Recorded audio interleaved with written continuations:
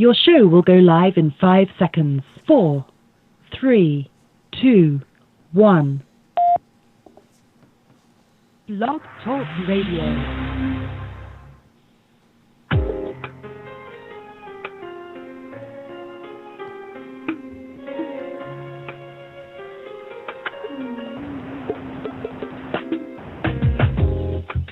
The East is where we're from. The 12 tribes of Israel. 721 BC. The Assyrian king, he took us down, we fell. With a great escape we went to the Euphrates. The Lord held the water still. To a land where no mankind dwelt, we went. The 12 tribes of Israel. We did. Manasseh, the Cubans, Ephraim from Puerto Rico, Naphtali from the arms of Hawaii. The Lord is calling back Israel. From Panama, yeah, the North American Indian, Namibia, the Dominican. Our highest gathering Israel. The Arabs and Africans told us at gunpoint.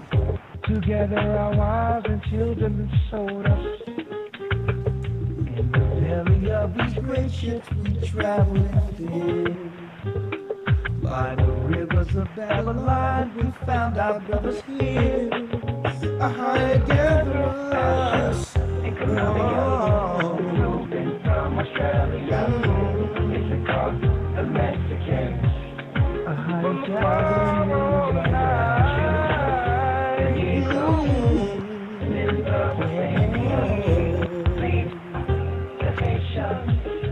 higher gathering gathering Israel.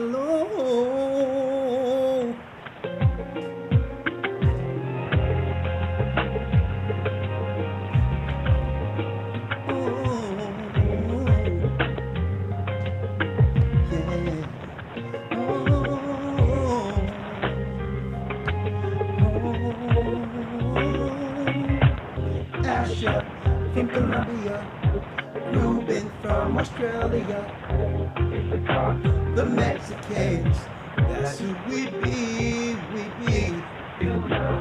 The Negro, the West Indian, Levi, the Haitians, whoa. The Cubans, Ephraim from Puerto Rico, Naphtali from the arms of Hawaii.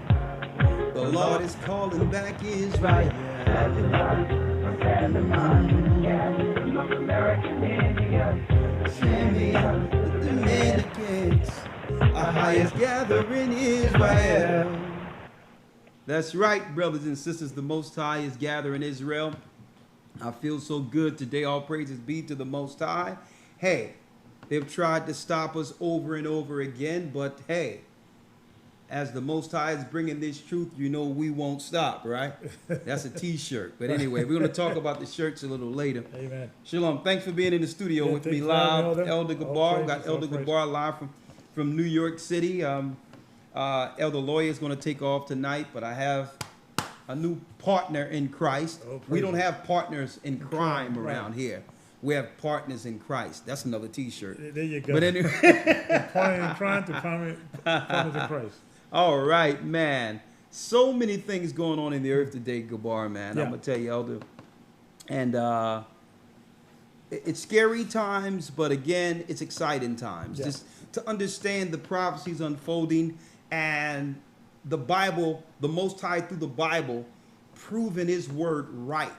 Yeah. Over and over and over again. I'm going to tell you, a lot of you came to this channel last Wednesday, and of course, to none of our surprise, our channel was down. Mm-hmm. I'm going to talk about that and you know, segueing into our topic this evening, right? Yeah. This segment is going to be going to be about an hour, hour and a half. I usually say that, but sometimes the Spirit takes it over. But I'm going to try to stay within those parameters. Yeah. Man, there's so many things going on. But last week, brothers and sisters came to hear us on the channel like every Wednesday. And you know what? Right before Lawyer was about to go on, there was a strike on the channel. Now, the strike on the channel, Elder Gabar, wasn't about us talking against some white man or racist content against anyone. There was no conspiratorial, let's storm 51 information. Yeah. Okay? No one was talking about anything that Alex Jones talks about. Yeah. And what's deep, this is what's deep. They took us down last week and gave us a strike, even though it's challenged. From a video from 2015. 2015. So it's an old video. 2015. Now check that out. Now check it out. Now, what was so against YouTube rules in 2015? How could it stayed up? How could it have stayed up 4 years? Yeah. And not be in compliance with YouTube in 2019? Right. One might ask. We wasn't speaking against gay people. There was no racist or incendiary content. Folks, it was one of the most historical, prophetic videos we've ever placed under our GOCC Bible Prophecies playlist. Now check out what was in the prophecies. This was before there was any such thing as Donald Trump. The video was titled, because we have to now move our censored content into a separate page we're going to have all together outside of YouTube so that brothers and sisters can see how prophetic. Not to say that we have everything 100% correct all the time. You understand? But the things that they have targeted, right? Concerning what we pull out of the Bible, brothers and sisters, the corporate structure are purposely taking some of those videos down. Why? This was before there was any such thing as Trump campaigning about a wall or whatever. This was an actual comparison of 70 AD, how in Masada, they used a false political scenario like Nero burning a few blocks in Rome to blame it on Jews to eventually build a wall around Masada and destroy the poor people, which our people were the people of Jerusalem in 70 AD. Those who had property and other things on the outside of Jerusalem or were in churches on the outside of Jerusalem had refuge. But the majority of our people in Jerusalem had no way out and were captured by the Roman Empire. That only thing we did was a prophetic, biblical parallel between what happened in 70 AD and what most of us in the earth have to look to know it's time to go into another area. So let me get this right. So there was a video that you did, Yeah. the church did in 2015, 2015. dealing with the prophecy of a wall that was built, or the Romans sacking Jerusalem, Exactly. and with the understanding they put a some form of fortress to bring everybody, to keep everybody in. That they put a wall around Masada. Which is history. This is First history. of all, what we would call a false flag Right. Yeah, absolutely. happened under Nero. Nero Yeah. claimed that the Jews burned Rome. We know Exactly. the Jews back then Yeah. were a different faction of people. It was our people That was in us, right. Jerusalem in 70 AD. Yeah. So that they made a false account Mm-hmm. and stirred up the population of Rome against us in Jerusalem. Mm-hmm. And at that time, they began to put armies in our homeland. So And then they built a wall for those who didn't run into Africa in 70 AD in different parts. They built a wall around Masada to destroy those who didn't listen. And I said, listen, if something happens where they begin to put out reports that would lead to more military, more things, understand this is nothing, this is not a new occurrence. This is historical. They've Right. always gone against our people with a false narrative that usually is aimed towards someone else or us indirectly. But at the end of it, we're crushed at the end of their narrative. So that video got taken down. That video got taken Did down. they give you a reason? What was the? They said it was hate speech. So you're talking about history. This is history.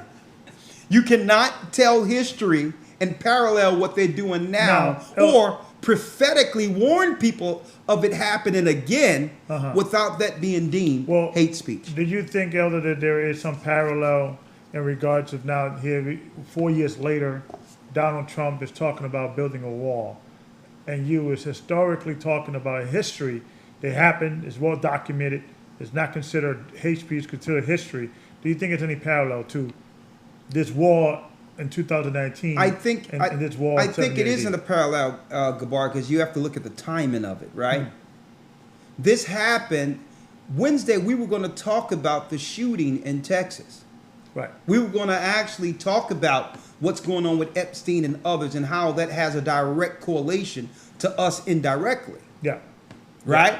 We were going to talk about hot button topics that the media wanted to portray at a certain time without any opposition or objectivity given to that particular topic. Yeah. Now, the reason why is because, don't forget, we wanted to mention what was going on in Texas because I said in a lot of those videos during that prophetic time that Texas is one of the pushback states. Yeah.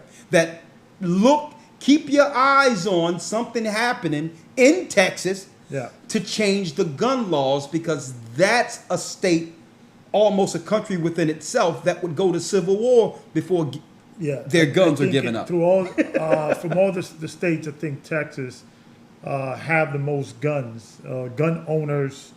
Or Let me one tell of the in regards of, Well- of the states. You have almost, and that's a good point.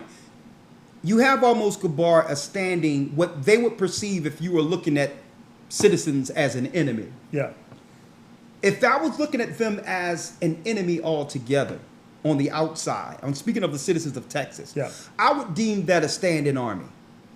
yeah, exactly. Yeah, Because even though they're not tied together under one banner of, okay, you wear this uniform and you wear that uniform, and Yeah. they don't have a general Yeah. over them directing them towards a single enemy. yeah, But all in all, they have all of Texas, it doesn't matter what color you are, have the same belief in their right.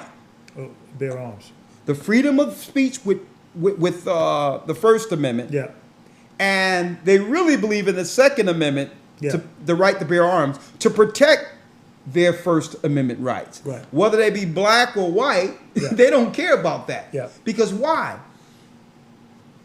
You have to realize Texas is one of those, what you would call wild, wild west settling areas where it was founded on them being able to carry guns, yeah, knowing that there could be some Gadites or North American Indians there. They Yeah. would settle in enemy territory. yeah, So guns was the saving grace for them to expand beyond their little, their little colonies, Yeah. or the areas or parameters that they were in. Yeah. So that never changed. yeah, It's not the wild, wild west, Yeah. but for America to gain control, they had to one time have been the wild, wild west. Yeah. Well, Texas never changed that mindset.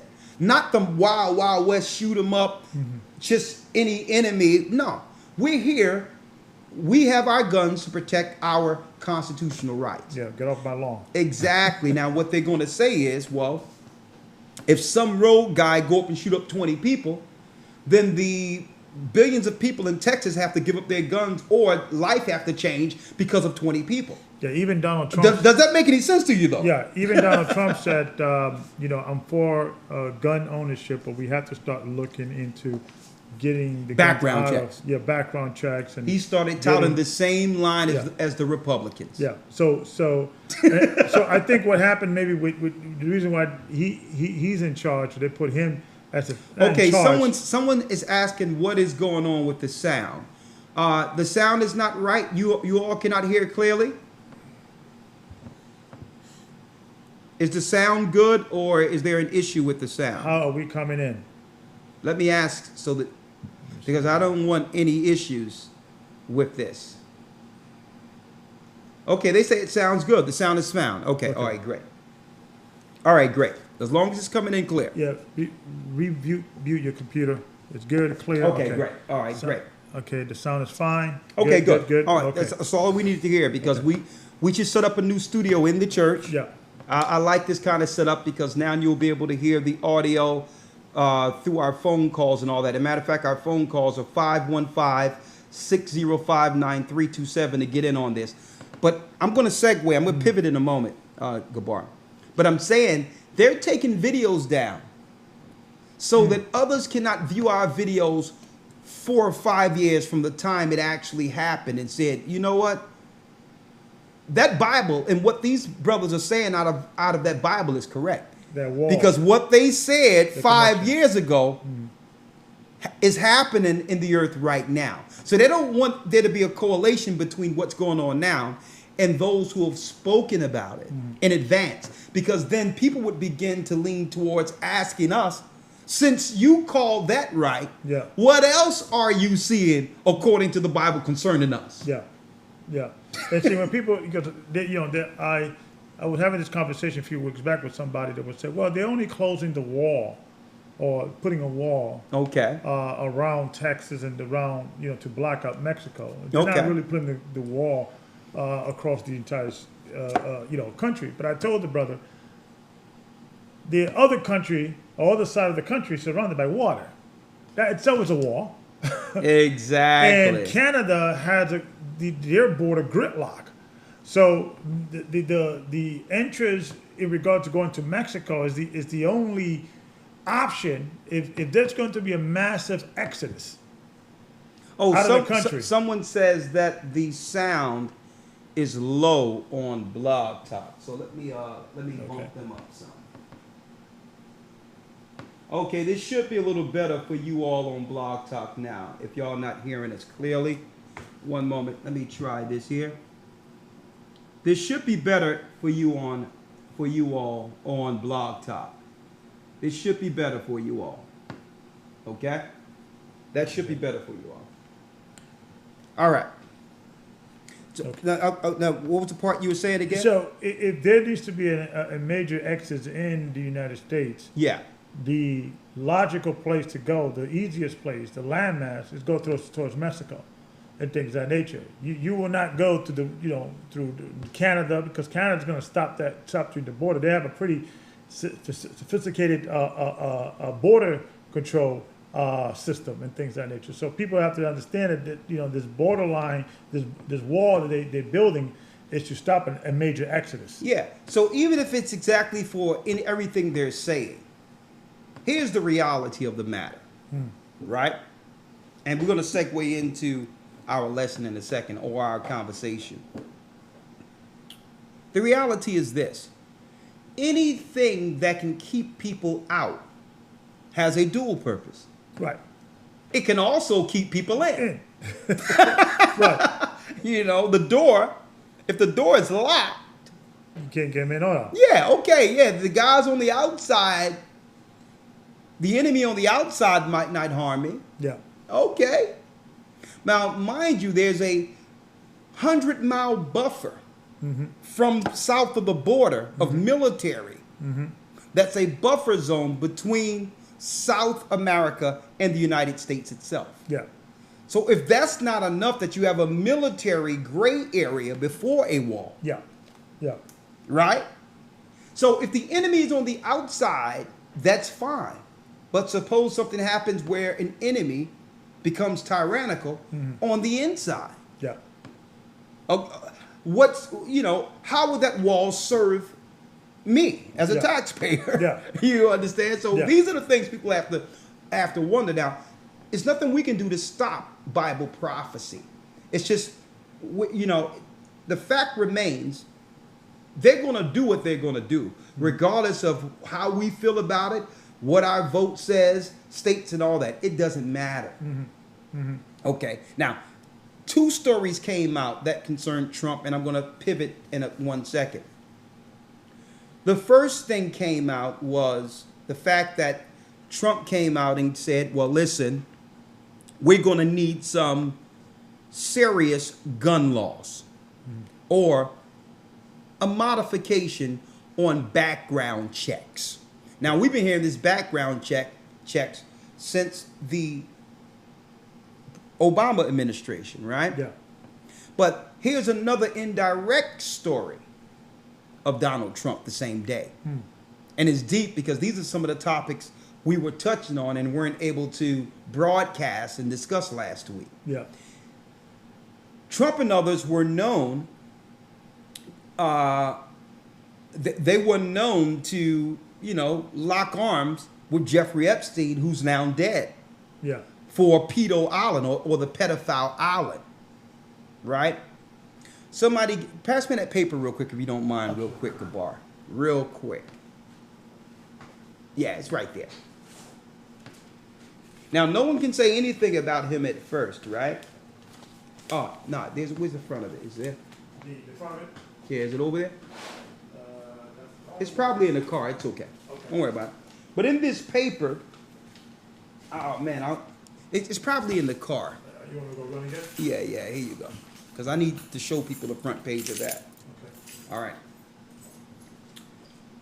In this paper, a New York paper, they said that Jeffrey Epstein's island was actually raided, which is an indirect story in itself because we know that Epstein had a pedo island and was known to lock arms with all of the to-do elites, the powerful elites who are in control in the earth today, going way back to the Clinton administration and so on and so forth.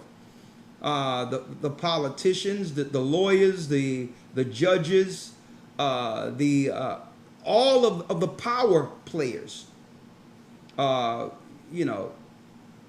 the earth has visited at one time or the other the Epstein pedophile island and were connected to a child sex ring that had a connection also to pageants and all that. Okay, so these are two stories that were directly connected to Trump, right? In the midst of them building a wall. We want to go into all that to show you how they try to divert us from what's really going on, okay? What's really going on geopolitically throughout the earth. Yeah, you have to turn it hard. Yeah, that's what I wanted. Thank you, sir. You have it? My man. All right, that's it. Look what it says here. Now they're going to call it Perth Isle raided. Now, they conveniently raid the island conveniently after his quote-unquote suicide, right? Mm-hmm. Now, I don't know about you, but where I come up at, they usually kick your door in and get the evidence first. But I digress, because I'm going to go into this a little later, right? We're going to talk about it. There's so much I wanted to go into, but they censored me and shut me for a week, but we're going to let that be. I had a good time this Sabbath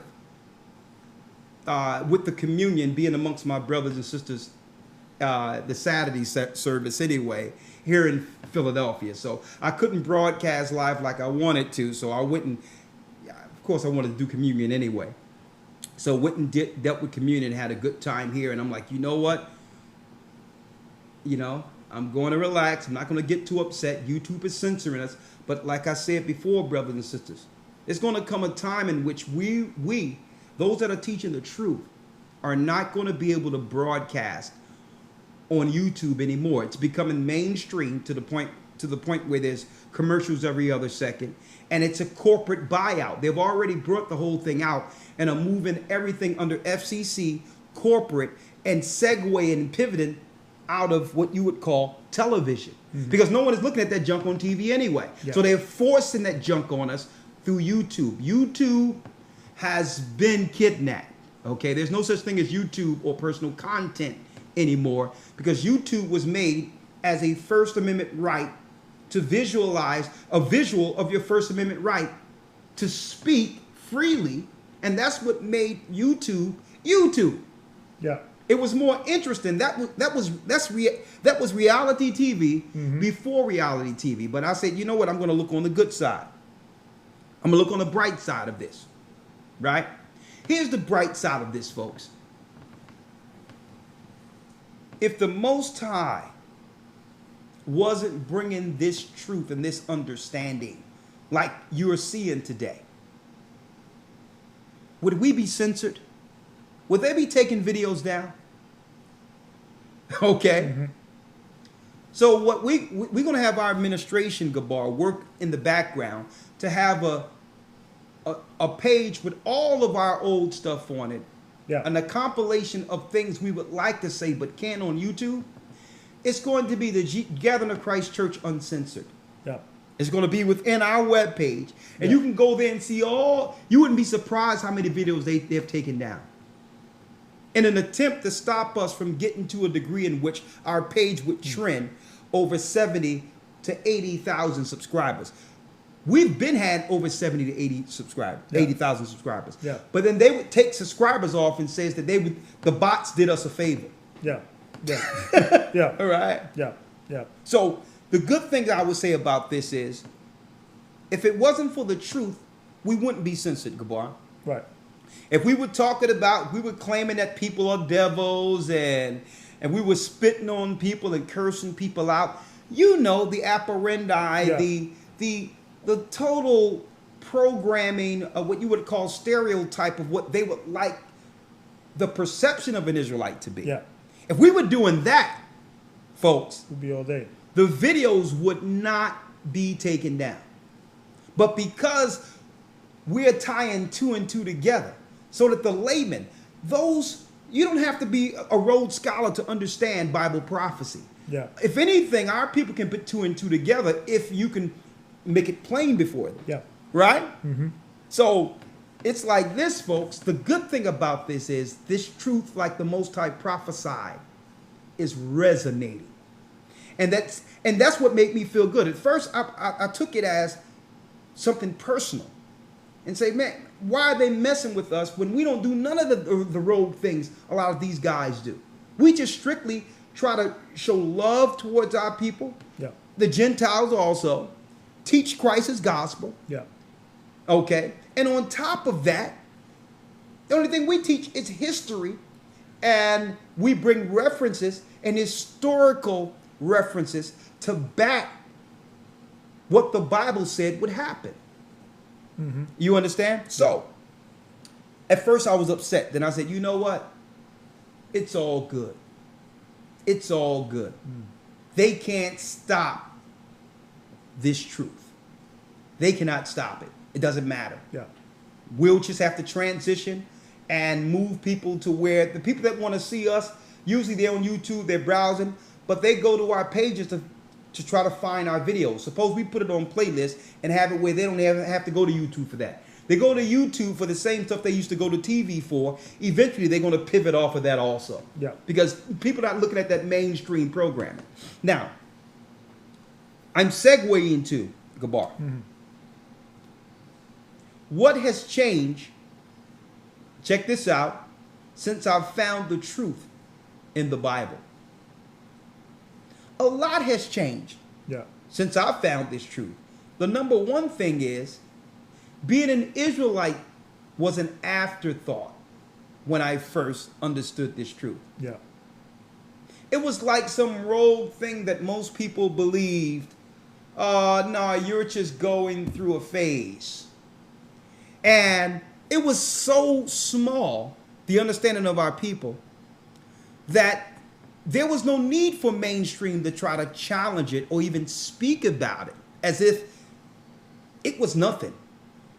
It dwarfed the power of Christianity. It dwarfed the power of Islam, where the majority of our people were frequented. Yeah. So when I first got the truth of the Bible concerning myself, hey, we were an afterthought. And this is what turned me around to say, you know what? I thank the Most High that I see what I see now, knowing that his word, what he promised us, is in full effect. He says, this gospel of the truth shall go throughout the four corners of the earth, and then the end shall come. Hell, the Christian church and the Muslims, they have been everywhere. They have converted everywhere, and Christ hasn't come back yet. So a smile came to my face when I realized from where I came in the beginning, and to see this truth, to see God's people waking up in their lowest estate and coming back to the knowledge of the truth that they're the children of God, is just spectacular. Yeah. And I'm like, you know what? I'm not going to let them get me down. I'm going to celebrate prophecy unfolding. And there's a double celebration to know that we're an intricate part of it. Yeah. With every one of our brothers and sisters, Gabar, waking up to this truth, that's another brick from the Babylonian build. Yeah, and we have to quantify that awakening. Part of the awakening is obviously that we, the children of Israel. Yes. But that's not the gospel. Exactly. The gospel is what Christ established in the church, what Christ established in the gospel. So we have to, make sure we quantify. The awakening of the children of Israel is part of that, but ultimately, Christ is coming to get back his church, and those that keep the gospel. Exactly. Yeah. And another thing, our music project, to the degree in which soon, brothers and sisters, you're going to have us with the music and the truth teaching our brothers and sisters in the Christian church. The Christian church has been hijacked, okay, by sinners. Yeah. It wasn't all the time it was just, believe it or not, it was the vast minority of pastors. When you look at greedy pastors taking stuff and coming up with fake funds and all that, that was the minority of pastors within our communities. I remember when the Baptist pastors in the 80s, the 70s, I was a baby back then, but still, they really cared about us and our community. That has changed. The church has been hijacked by sinners. Mm-hmm. And these people are really trying to sell the world within the church. Yeah. And the people in the church are tired of it. They're waking up to this prosperity garbage. They're like, no, we need to know more about the gospel. We need to know more about prophecy and who are we and what will happen to us according to the Most High's word.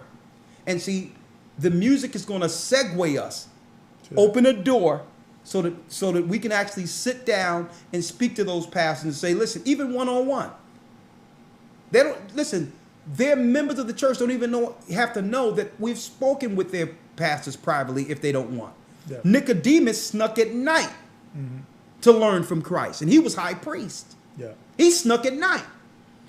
So we have to get to these pastors so that they can feed their flock with this newfound understanding that was at one time an afterthought, according to mainstream. Yeah, and I think if you look at most, from teenagers to 20-something, 30-something, even 40-something, people, many people, they receive their information from media. You want to know about history, you go to the History Channel, Discovery Channel. I saw something last week, and they're talking about it in the workforce. Most people, you still got people buying books and going into that and things of that nature, but the average Joe get fed his concept of world history or concept of religion or concept of politics through media, and things of that nature. The market, okay, let's go what's going on to the news, what's going on with the market and things of that nature. I mentioned the History Channel. They'll do, a series called the Bible series and things of that nature. Oh, let me watch that. Oh, I didn't know that happened. Things of that nature. So what we got to do as a church is start using those avenues to bring forth people into the fold. And I think what's happening with this YouTube censorship that's going on, and just they're looking at, and I think what happened, maybe I don't know the background, I'm speculating, the people that started YouTube, they probably had a vision, but I think the powers that be perhaps got to them or something happened. I mean, speculating because YouTube and these type of social media, 20 years ago, it was unheard of to have a platform that thousands of people could hear you, right? So YouTube has become the equalizer. Exactly. That, average Joes like you and I could say, okay, we need to, we accept Christ, we want to teach this gospel. We don't need like the 700 Club, resources and things like that. Now that 700 Club, they're turning into now YouTube now. Yeah. They're going into what Everyone. we're doing now. Everyone is going to YouTube. Because Yeah. people are not watching television anymore. Exactly. They watch their laptop and they watch the information from.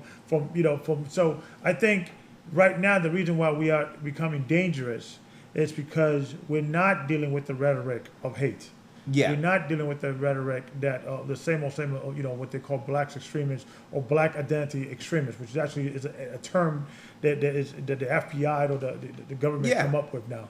Yeah. So and you notice, Yeah. I think the Most High, I want you to just bring your Yeah. point right back.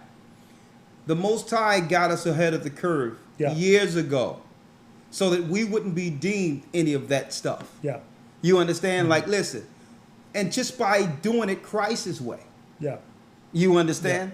So they wanted the Israelite to stay in the same vein as a KKK or have it just be a black or white rhetoric, Yeah. because they can now use and perpetuate that stereotype to turn the population of the citizens against the awakening. yeah, But go on. yeah. So Let me ask you a question though, Yeah. if you don't mind. yes, sir. I wanted to ask you, if you could pick out one thing in particular. I'm going to ask the rest of the people too. What has changed since you found the truth? That's a good question. Not just geopolitically or on the outside of you. Okay. More personal. Personally, you understanding the truth, how has that changed you? And what in particular that you can point to and say, man, I'm glad I got this truth and that the Bible is true based on this. I could be here for 3 hours, but let me sum it Yeah, out yeah. to just one word. I Yeah. would say purpose. A purpose. A purpose. I would say, because now I have purpose. Before is, I had a job, I had a career, I was existing. I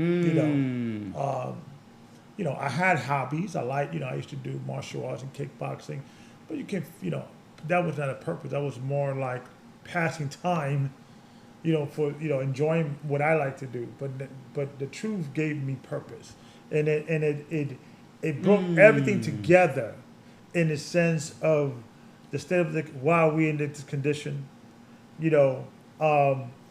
To be honest with you, it's kind of weird the way my brain works in regards of like when I started looking into slavery, right, and I started looking into that, and I didn't compute that with with biblical prophecy.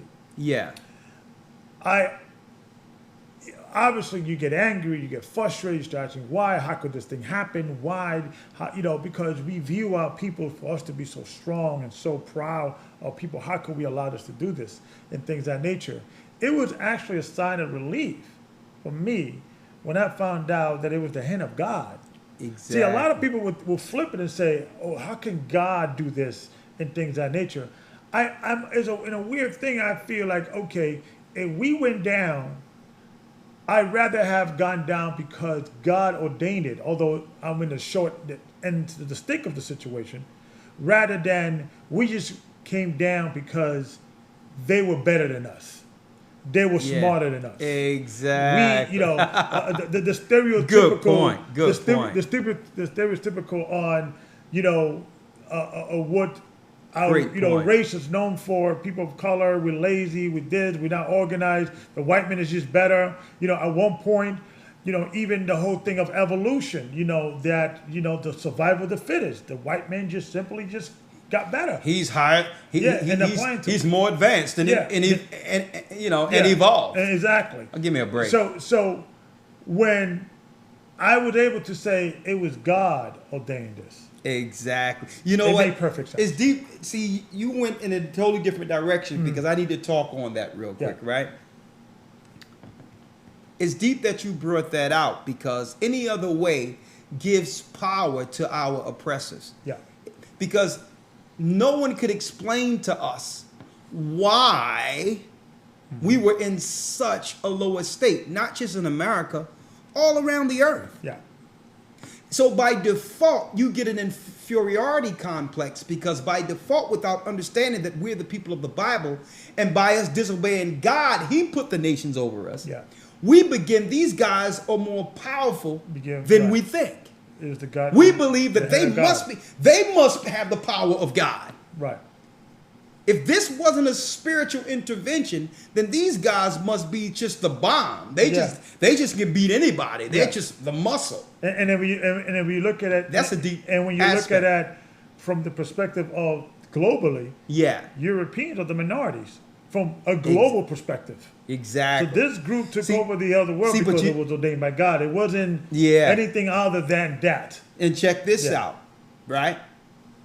That takes the power from the so-called oppressors. Exactly. And that's what people be like, well, how is it that, how can you believe in a God who would do this to us? Well, brother or sister who think like that, read that Bible. That's why I say I thank the Most High that I found the truth of this Bible, because it frustrated me, and no man could give me an answer to why so many people suffered so. There was no resolve, and we were predisposed into believing that everyone else is just better. They're just stronger.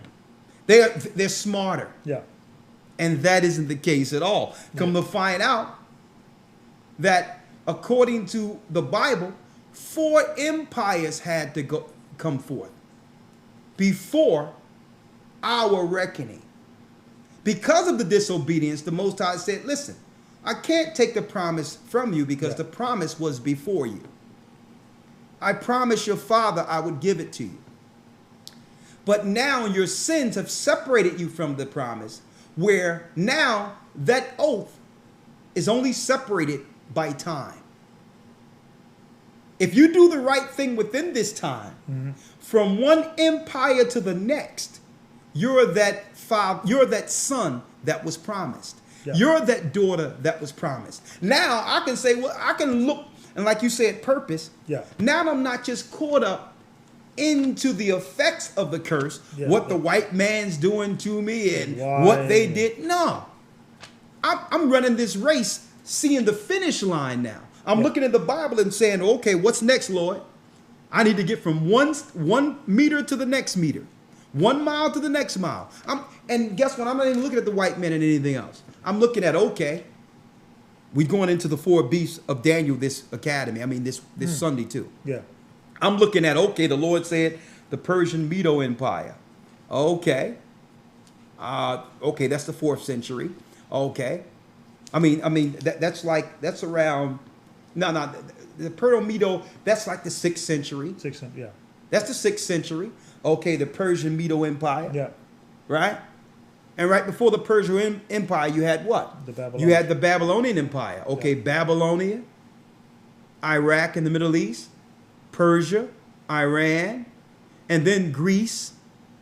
Okay, that's Alexander the Greek and 4 generals. And then Rome. That's 4 empires now. Yeah. So because of our sin, I knew that we had to go through 4 empires. And Christ came at the height of that 4th one. Right. So we're in the last days since Christ's birth. So it's almost time, folks. Yeah. Yeah. It's almost time. Hold on here. So the whole deal, hold on here. What happened here? Are we in? Okay, yeah, Yep. we got. So the whole thing, brothers and sisters, what I'm telling you here, I was able now to look at the Bible and know that I can look beyond what they're showing us and view prophecy and view the world like God, like the Most High intended us to see it. Not as suffering under the hands of our oppressors, but almost home. Okay. Now I can view this as what? Prophecy unfolding and Israel rising. Okay. And I want to read this real quick. Because Christ told the disciples, Matthew 13, it says, even though for this people heart is wax gross, they don't want to hear. And their ears are dull of hearing. And their eyes have closed. A lot of our people's eyes have closed. So it's to the degree like you were mentioning, people would like to believe in evolution. Why? Because the majority of people don't want to be accountable to a God. Yeah. So they'd rather believe that the Bible has been tampered with. It's not really real. It's all wrong. So that they can have an excuse to sin without repercussion. So they can convince themselves, if I don't believe in the Bible, then I'm not subjected to the I would say, the penalties of breaking it. Mm-hmm. They have convinced themselves that if I don't believe in it, then it's not going to happen to me, right? Yeah. So it says, their ears are dull of hearing, and their eyes have closed, lest at any time they should see with their eyes, and hear with their ears, and should understand with their heart, and should be converted, and I should heal them. So the Most High say, if you don't want to believe in him and want to be evil and ignore the laws and statutes, commandments, and the whole Bible, you want to ignore parts of it, he'll just close your eyes and allow you to believe your lie. Mm-hmm. Okay? And it says in Matthew 13 and 17, for those who are willing to stay woke. Right? Stay woke. I love that song too. Mm-hmm. That boy be dropping some signs sometimes. He be dropping some intel, subliminal stuff, and telling our people, stay woke. Mm-hmm. For verily I say unto you, that many prophets and righteous men have desired to see those things which ye see. Mm-hmm. Can you imagine if Peter and the disciples were living now? Yeah. With being so close to Christ's coming? Mm-hmm. No, they had to die in hopes of the resurrection to see the kingdom. We're here, folks.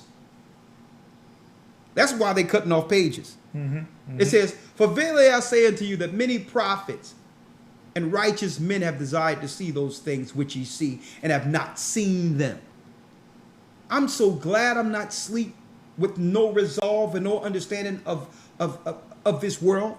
I'm so glad the Most High have chosen us to say, you know what? I'm going to allow you to see. I'm going to allow you to see. Why?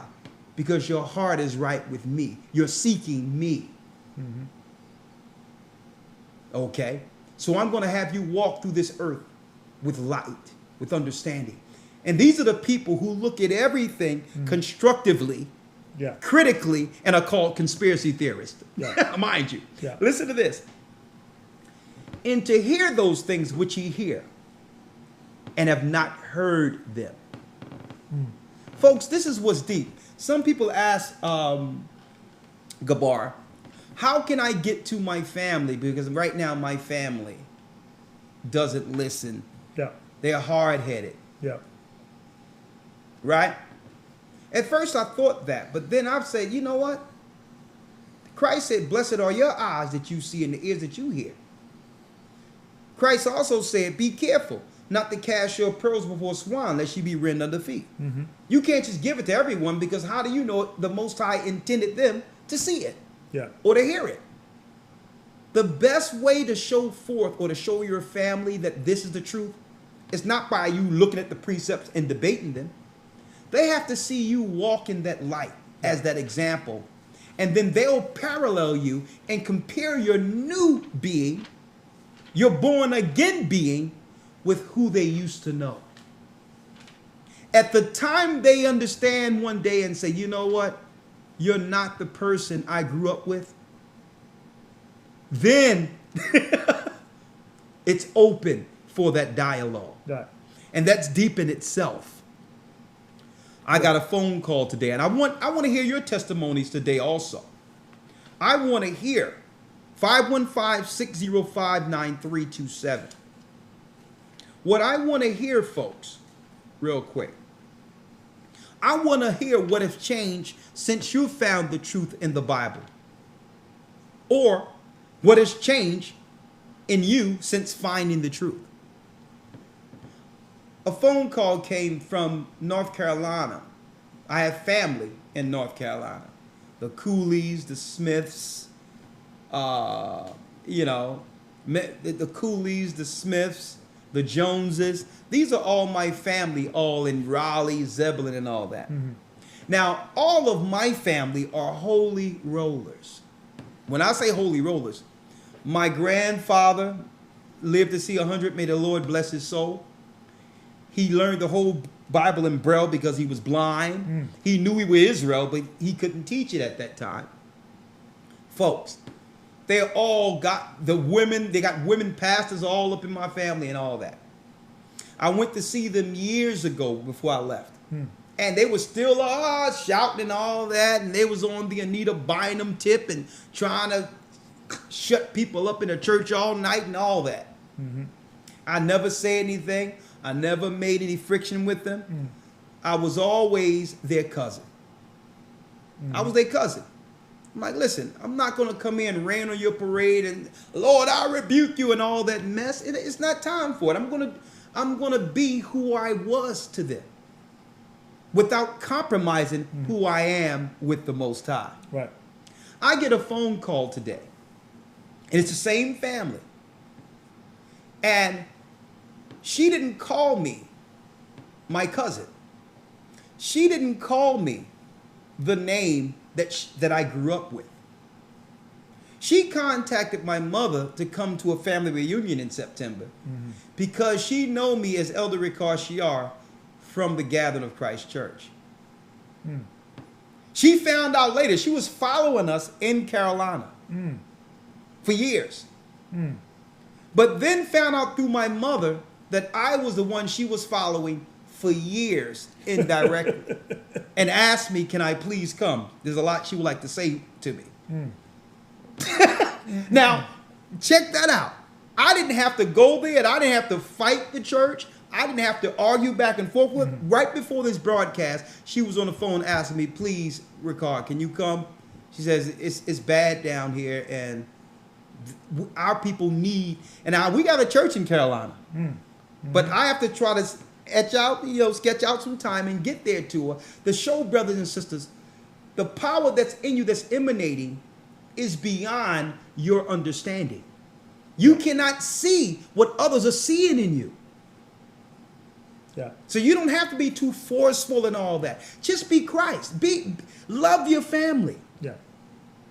Don't be the stereotypical, because I got the truth, I'm this hard Pharisee, and I got to point out what's wrong with anybody to the degree where you're alone and no one would like to be around you. That's how you convince your family, because they know you.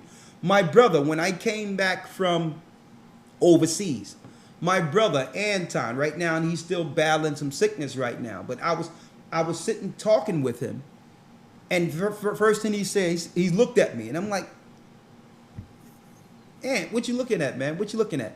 He said, man, I'm going to tell you, man, you not my brother. And I got chills a little. I'm like, what you mean? He says, you're not my brother. He says, you're not my brother. He knew everything about me. We laid in the same bed, everything. Growing up, we grew up 4 boys in one room on bunk beds. And he used to sleep in my bunk. And he says, you're not the same person. He says, you're not my brother. I'm like, I am. He says, you know what I mean. He said, you are my brother. I love you, man. You're my big brother. He says, but you're not that person I grew up with. Something is different about you. Brothers and sisters, that's in all of you who are in Christ. That's how it is. The others can see it without you saying anything. Yeah. And I thank the Most High. I thank the Most High that He allow us to see and be that light to the world. That's how you convince people. You don't have to debate them. You don't have to come down on them. You don't have to shame them. Yeah. Be Christ with them. That's the key. That's what we've been missing as Israelites. We got the history. We got the truth. We got the understanding of who's not Israelites. All of that. But where's the love and passion to finish this like Christ commanded, like Christ not commanded, like Christ begged us to. You know, I have a challenge with my new baptees, people that are getting baptized, and people Yeah. about to get baptized. Because they'll ask the question, you know, how should I deal with my family? Yeah. What should, you know, they usually give me a story, my mother, my husband, my wife, my children. I tell them, don't say anything. Just it's like, don't tell them anything. Yeah. And the challenge is have them say, you're different. Yeah. And then that, what you're into, and that itself would open the door for a discussion, and it would introduce the truth in a positive matter, Yeah. not in a negative. It's Exactly. not you're coming in, and the first time they're hearing about the truth is something they're doing wrong. Mom, Dad, this is wicked. You're wicked. That's evil. That's pagan. That's the first introduction to the truth.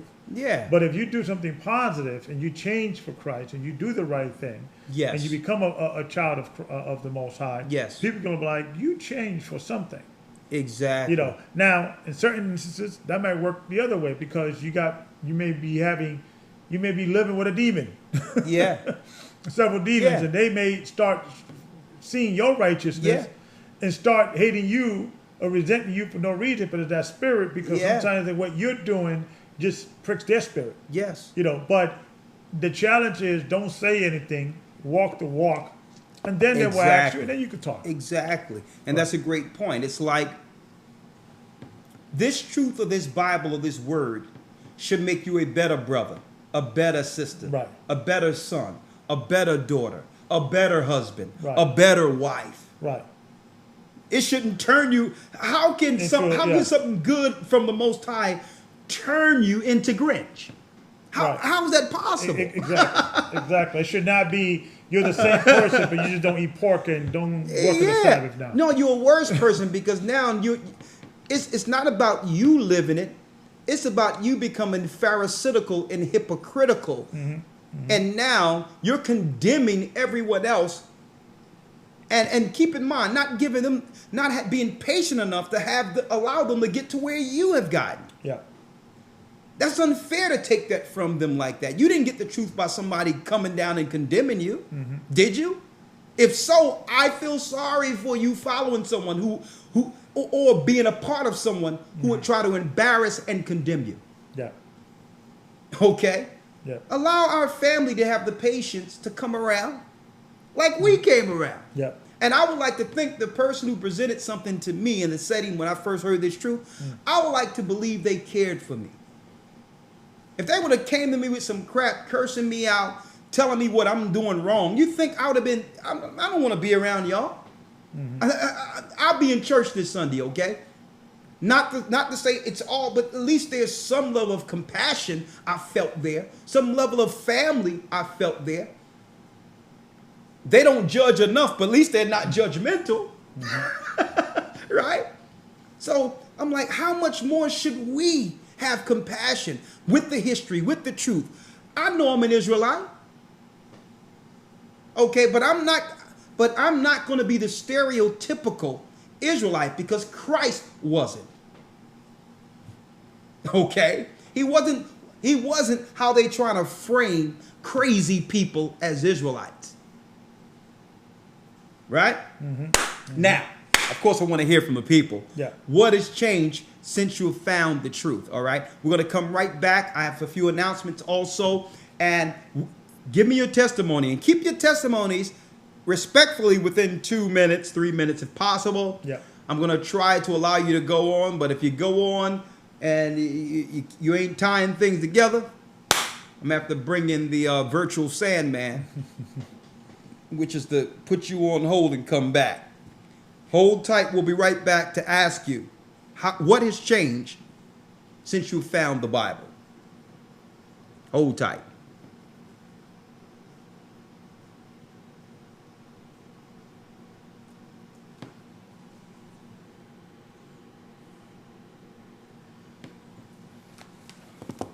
Okay. I don't know if you know this. Yeah. I want to bring this out. Maybe we can bring it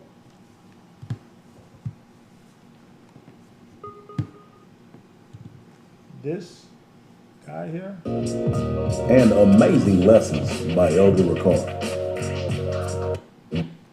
This guy here. You use the restroom? Yeah, use the restroom. I'll tell you when I come back. Are you seeking to strengthen your biblical foundation? Join us in the Hebrew Bible Academy, where we offer 12 weeks of in-depth learning in a structured environment. Receive real-time news from Brother Shapat and Amazing Lessons by Elder Ricard. Learn ancient Hebrew with Elder Lawyer.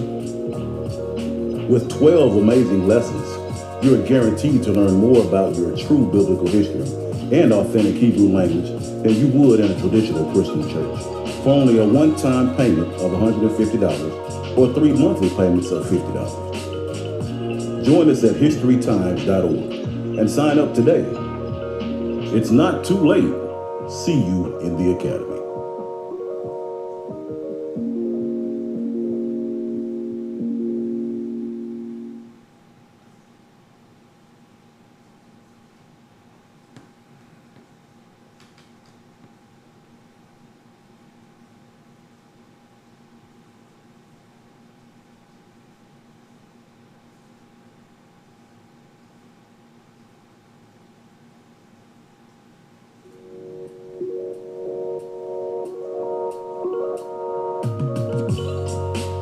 Are you seeking to strengthen your biblical foundation?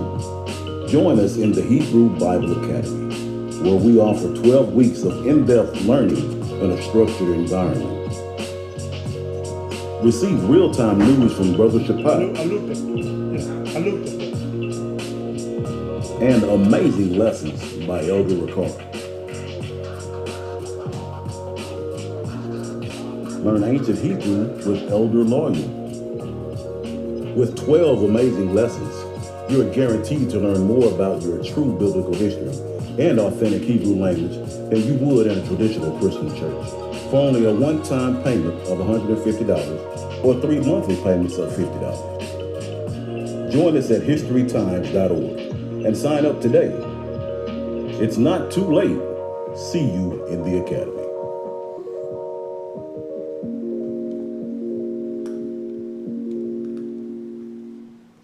All right. See you in the academy. That's right. HistoryTimes.org. Enroll. We're going into the 4 Beasts of Daniel. You don't want to forget that. You don't want to miss that. Check out this promo, folks.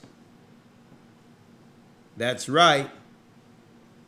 What's available now? You got it.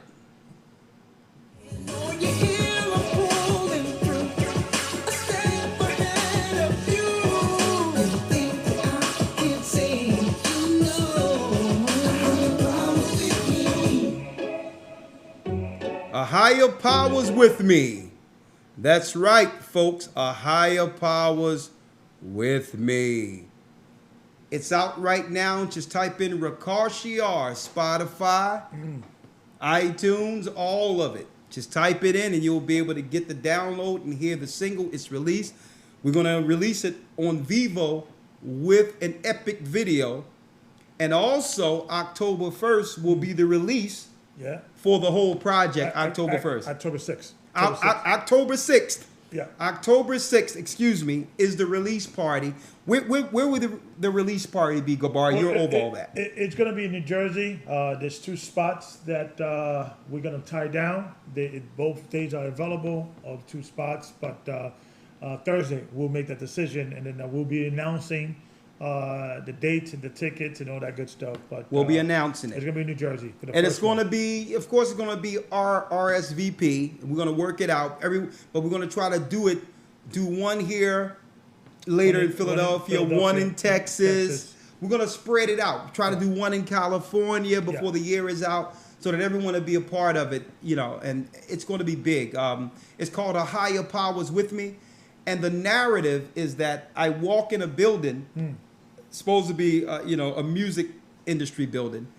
And me and Micah Allah, the guy that's behind the music, comes in, and it's like a Matrix type setting where the agents are trying to cut a deal with us. But in the midst of it, we're telling the executives that a higher or a highest power is with us. The agents don't change, Gabar. We change into full guard. Wait till y'all see this. A higher power is with me. And I saw Brother one James, of them. I saw a little. You sent me a little snippet of them. It looked good. Professional, very, very well done. the brother James in Dallas Yeah, is doing it, real man. good He's stuff, doing real it. good stuff, yeah. I can't wait because I really believe this is going to open up the doors. Yeah, Satan is using the music to lead our people to hell.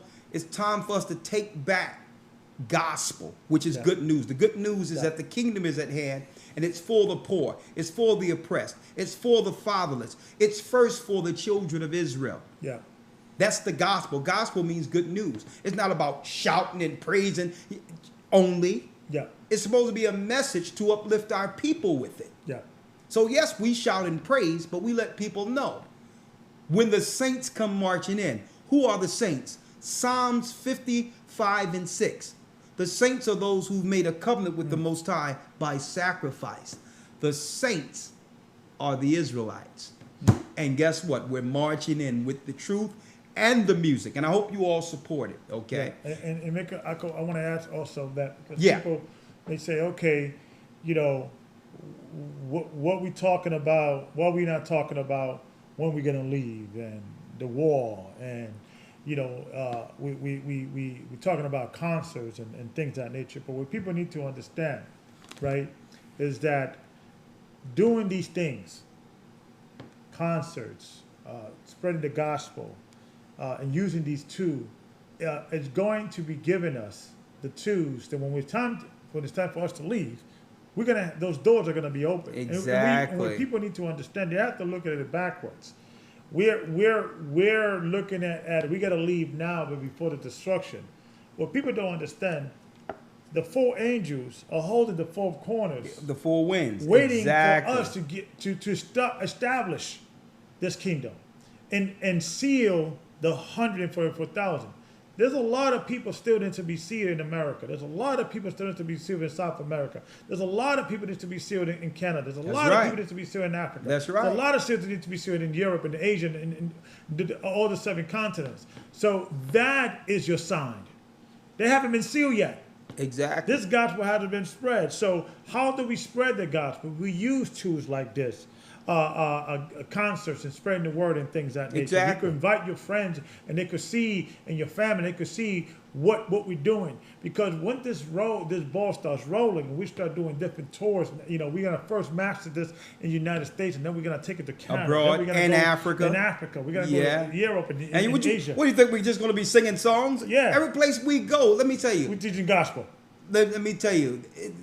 They're going to be like, who do we let up in here? Yeah. Okay. Yeah. And it's going to be our own PA system and engineers, Yeah. so you can't say cut the mic off. Yeah. Yeah. Okay. Yeah. Woo! So this is I'll part tell of the you. kingdom. Let me read one scripture real quick. I'm in the Okay. book of Daniel, All chapter right. 2, Let's go. verse 44. It says, "And in the days of these kings," talking about the 4 kingdoms that Daniel saw, Yeah. "shall the Most High of heaven set up a kingdom which shall never be destroyed. And the kingdom shall not be left to another people, but it shall break in pieces and consume all these kingdoms, and it shall stand forever." So Look at the that. kingdom is now. And within these days of these kingdoms, Yeah. the most setting up a kingdom. Yeah. It started with Christ dying for our sins, redeeming back to the Father. It's starting us preaching the gospel and sealing and baptizing people. And then this is the last tier. This is the last kingdom that we have to still hold on. But within this kingdom, within the midst of these kings, a kingdom is going to be established. Exactly. And that's the church. And that's why Christ said, on top of what you're bringing, the kingdom cometh not by observation. Exactly. For the kingdom is within in you. You Yeah. can't wait for something to just come out of the sky or just go sit somewhere and say, well, okay, I'm Yeah. waiting for the kingdom. No. Yeah. You have to build within the body. And that gives you a perspective you can't receive on the outside, to understand that it is moving. Okay. People are leaving. People are setting up things, but it's through the gospel. Amen. So what is a kingdom? Right? What is a kingdom exactly? Yeah. A kingdom's it has rules and regulations, it has laws, Exactly. right? It has structure, okay? It has proper and righteous judgment, right? It has, when you're in a kingdom, okay, a modern term today for a kingdom is a country or a Exactly. government. Exactly. Right? So within this government that we're trying to establish, we have everything that we need. We got do. clothing. I am apparel. We're gonna still having eventually, concerts and things of that nature. Within the network, there's multiple different businesses. Let me show that- brothers. Let me Yeah. tell you.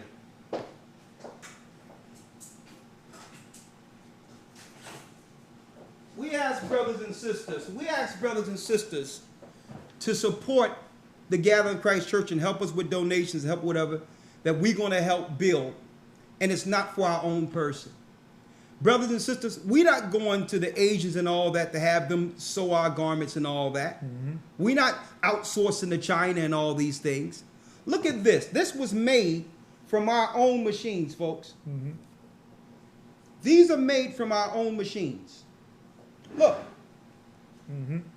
Our own, these are the machines that you help contribute, where we're making clothing for the priests of the Most High, fringes, borders of blues. We have women, children clothes are coming. We have shirts, all of that. We have a building strictly with machines, even a stencil. This is all thread, Embroidery. Yep. embroidery. Yeah. We have stencil machines. And we get We're new like, mach- listen, we get new machines. So why do the other nations have to do everything and we go to them at their behest? No. We Yeah. get our own and help our own nation. Yeah. And then on top of that, not just after the music stuff is done, guess the next thing we're going to do? We're going to go to the communities and give free fairs where we have shows and all that absolutely free. Okay. With it, yeah.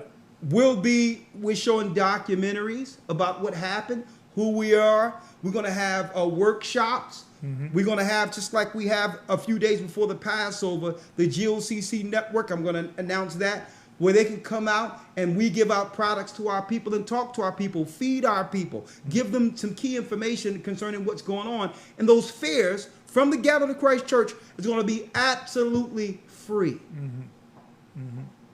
We have to let them know. They're going to ask, well, what are y'all doing here? Why are y'all doing this? Time is up, brothers and sisters. They are about to come for us. It's time that we get our mind right and get under Christ's hedge. They're after us. That school to prison pipeline and all that, and them actually putting us back in slavery through the prison system. Yeah. Folks, it's upon the teachers, those who understand and see this light, to break the chains off of our people. I'm not talking about the physical shackles. They're putting us right back in slavery. There's more people in prison in the United States than were enslaved before the Emancipation Proclamation, folks. Yeah. And the majority of those people are us. Man, I'm so glad you brought up that point about the kingdom being within us. I'm like, listen, stop complaining about what the other nations are doing.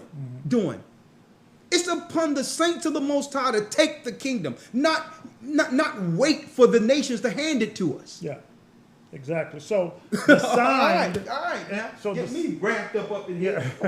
So the sign that it's not time to go yet is that we still building this government. See, but we are going though. You know what I'm saying? I mean, we're going to be going, we're going to be traveling, but the sign that we still have to do the work is within the work that needs to be done. Everywhere there's Okay? people who need it. Exactly. There still needs to be, so Yeah. don't worry about, because I know every single time you do a lesson, Elder, about the wall or Trump, we get a plethora We get blocked. We get a plethora of emails. When we leaving? When we leave, I'm scared. Oh, I'm scared. No. Listen. If you scared, get a dog. Yeah. Listen, it ain't about being scared. The Most High didn't give us the spirit of fear, folks. Yeah. Come under the hedge of the Most High and do some work. Right. We had an African meeting for those who have access to Africa, where they're going to be the ambassadors to have us deal with our revivals, all that in Africa. You think we just there to sing songs? We're coming in. We're coming in with speakers and microphones. We're leaving out with the children of Israel understanding who they are. Amen. Taking people to the water. Amen. So the movement is happening and the migration is happening as we speak by us actually going to these areas, setting up the gospel, setting up established bodies there so that we can have refuge. It's happening already. The only thing you got to do is find out what work can be done in your respective area, starting in your house. Yeah. Laying the ground rules for the kingdom first, one family at a time. That's what it's about. I just want to add just to in regards Yeah. of making sure that, just a quick plug in what we're doing in regards of I Am Apparel. Yeah. What we're working on is to have, a system that, we don't only have I Am Apparel. We have Christ Life, apparel. We have other, shout out to Brother Tazadak and his clothing line. We have several clothing lines within the church. Yes. And sisters doing things that nature, special garments and things that nature. What we're going to be doing, at least with the T-shirts, where we, many brothers and sisters that have asked me, Elder, I go and go to a third party to get my T-shirts done. Yeah. In things that nature.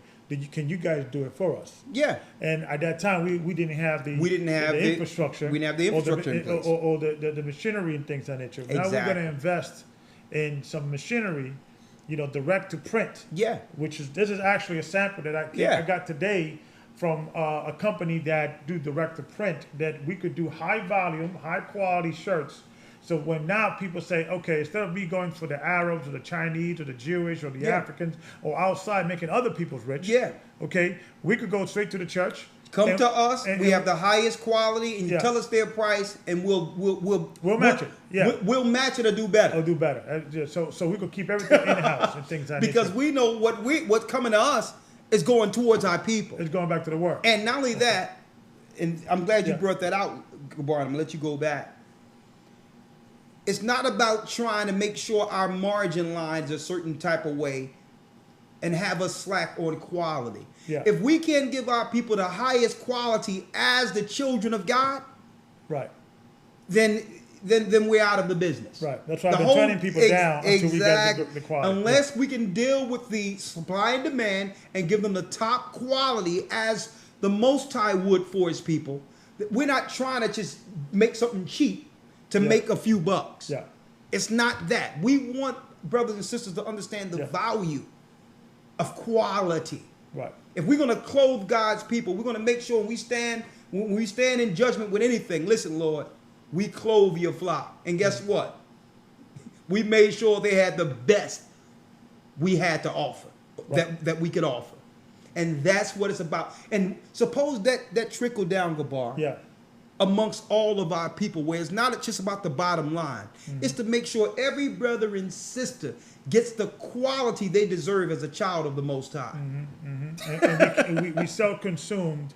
I mean, we everything is self-made within the house of the church. So the question is, okay, I had a lesson, years ago, and I got some emails. Yeah. And some concern, and it was a controversial title, and the title is "Are you a dead weight to the church?" Or is who a dead weight? That was the question. Are you a dead weight? Are you a dead weight? Right. Okay. So what I was saying, what was the conversation, or what's the lesson about? This was maybe 7-8 years ago, is that you should look what is lacking in the church, and say, okay, there's a skill that's lacking here. Let me learn that skill. Okay, for I could contribute to the church instead of saying, why the elders? Why the elders? Why the church don't do this? We should do this, we should do that. So I recommend every man and woman and child to learn a trade, learn a skill. Yeah. That you could say, okay, if the church ever needs this, I know how to do this. Exactly. If the church needs that, I got that. Exactly. So that's the way we have to think, because once we start doing that, we wouldn't, and that's my goal, that's my dream, that we no longer have to go outside of the church. We got everything. Exactly. We got our own doctors. Exactly. We got our own lawyers. We got our own infrastructure. We got property. We're creating jobs. So if somebody needs jobs, we can hire people. We don't have to worry about things of that nature. It's a government. Exactly. That's what it is. That's what it is. And within ourselves. And the nations would have you believe that we must depend on them. Nah. And guess what? Everyone everyone talk about women having their own novelties and, Yeah. the hair and all that. And then sometimes we get personal with that. Yeah. Listen, no one got control of what someone does to dial themselves up and Yeah, look yeah. good and all that. Yeah. But sisters, if you're gonna do that, if you're gonna have whatever, take control of it. Exactly. Why empower these nations under what they're doing? Let's find out how to. Okay, I like how I look, and I like to dial myself up with different designs and styles and all that. On the modest side, without being over the top. Yeah, yeah. But how can I do this and not enrich the Gentiles? If I'm going to do this, I'm going to take it over. And I'm saying that because when it comes to the hair and all that, and hey, our sisters are doing it.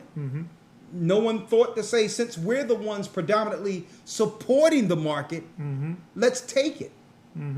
Let's take the market, man. Let's take it. What we giving it to them? You know, well, yeah. Why are we sending their grandchildren to college and all that? Yeah, And no one can do it like us anyway. yeah. Why are we sending their children to college and these people, they can't stand us anyway, some of them when they come over here, And- treat us like second-class citizens. Guess what? Let's go over and find out where they get it from and what they do it, if you're going to do it anyway. And- I'm speaking of, Yeah. I'm not saying, I'm not in the hair business. But what Yeah. I'm saying is, it's a multi-billion-dollar thing that's aimed towards us, and none of our people thought, even in the world, let's take it. Let's do it ourselves. It's us anyway. Yeah. Yeah. And let me tell you how happy this is, Ella, right? In the Yeah. process of, doing the direct-to-print research for I'm Apparel, Yeah. I'm doing research, I'm reading different articles and things of that nature. Do you know that there are certain machines that you will never find here, they will never sell here, because if they teach and this machine or whatever it may be, there's certain machines, forget about it. What we're talking about, what we're looking to get is just entry level. Yeah. But they got overseas, they will never They sell won't even to us. allow They would, because they know that's the niche of their market. that knows if we got those machines, Exactly. there will be no need for them. Yeah, so what happened is many people either get an old machine, or they got the money. They find out they get some engineers. Yeah. Figure this thing out and let's make our own. Hey, that's what other countries do. Exactly. So what's happening within the nation, what I'm starting to realize is that they understand when you niche the market, when you need to block this population. Yeah. Don't give them this knowledge. Don't give them this They information. understand the value Yeah. of discretion, and that's another Exactly. thing. We get so excited about something. Hey, look Look at what this, I'm doing. Look at this bad song. Let me upload it on YouTube. Yeah. And here it is. The song is a hit, and you don't got two nickels to rub together. It's like, Yes, I mean, the other nations don't work like that. All the work you put in the studio and all the gifts you have, and you just want somebody to say that your song sounds good. yeah. We must value ourselves more. Yeah. Now, I just want to segue into Yeah. something, if you Amen. don't mind. Yeah. Yes, amen. Yeah.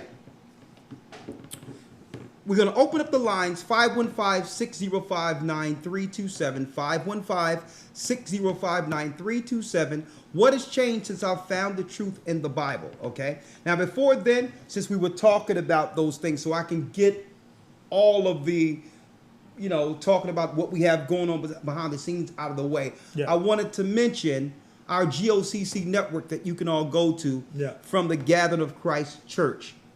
.org. You go gatheringofchristchurch.org and you will find these self-sustained nation building businesses. Yeah. Brothers and sisters who advertise on the network, they have businesses that should be sustained by us Yeah.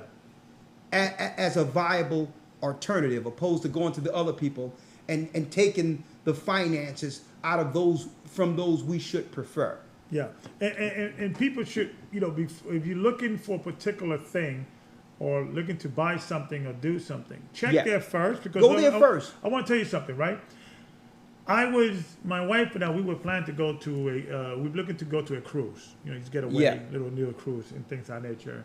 And so we were calling some agents and things of that nature. Yeah. And then I was in the network and looking, just to see it, just see how things look and things, and you're doing a little research to make Yeah. sure everything is fine. And there was a sister there, had a agency dealing with traveling. A travel agency. And I was like, wait a minute, I didn't know this. So don't think it's only T-shirts or lotions yeah. and all that. It's all kinds Yeah. of business. I'm gonna within go down the network. list here. Let me amen. go down the So- list so- for you. So check there first to make sure nobody. If you look for something in particular, check out GOCC Network. If people Yeah. are joining it every day, it's us supporting each other, believers. Yeah. Yeah. Right? So absolutely. Go to gatherwithchrist.org, type and go to the tab GOCC Network, right? Trust Tax Services is one business. Independently owned income tax company. So everyone get their taxes done. Go Right. there. You'll be supporting a brother or sister Yeah. who really know how to get the job done. And these are professionals on this site. Yeah. And now again, we're not responsible for the interaction between those that advertise and those who pay for their services. Yeah. But all in all, these people are reputable in their particular field. Yeah. Next, Righteous Designs. Uniquely designed garments and products. Desired Promise. Natural products including hair butters, body butters, scrubs, and more. Shea and Company Consulting.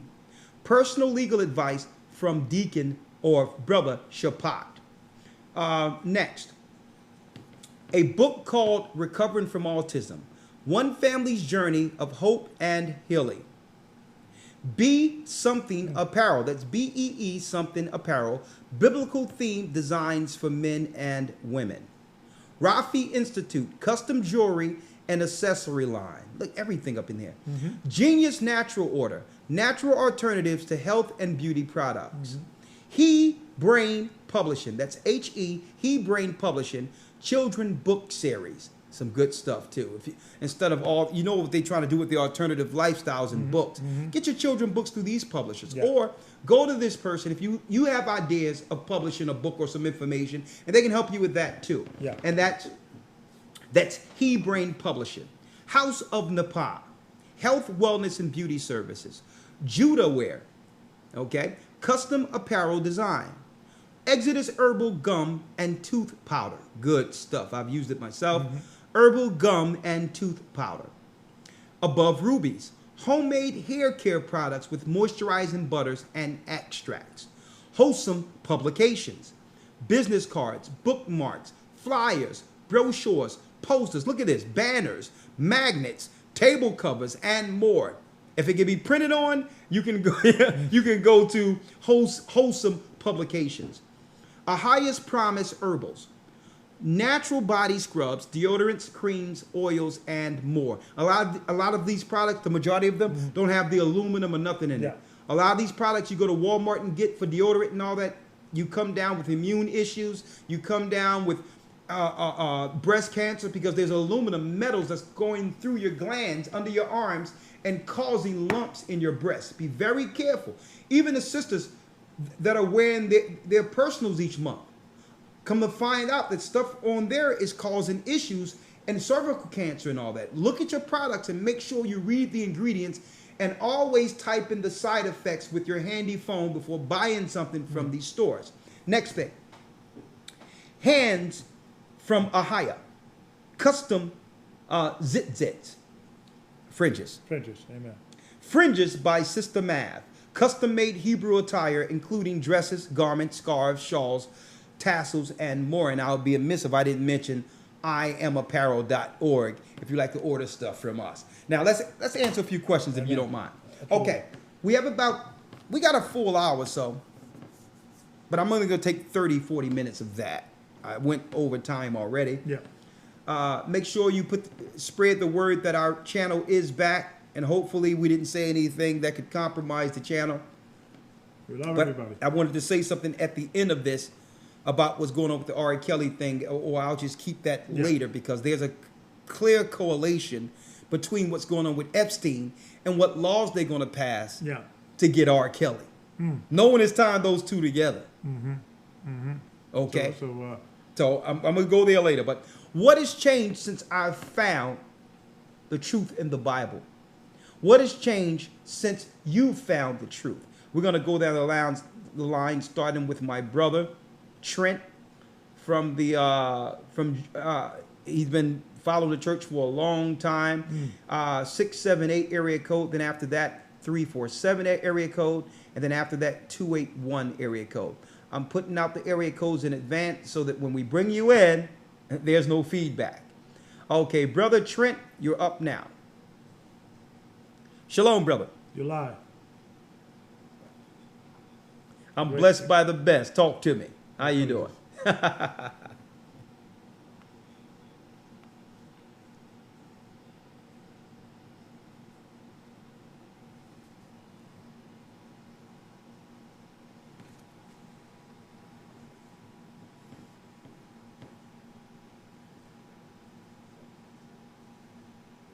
They say we can't hear the caller. Hold on. Okay, they said they All can't hear right, the all right. call. Let me work it out. One moment. Let me work it out better here for you.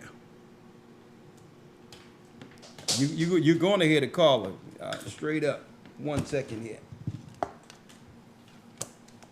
Hey, I'm not messing around. Yeah.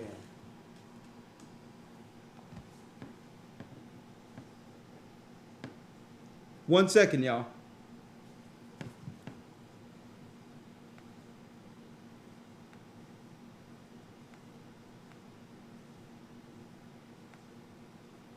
I'll make it happen.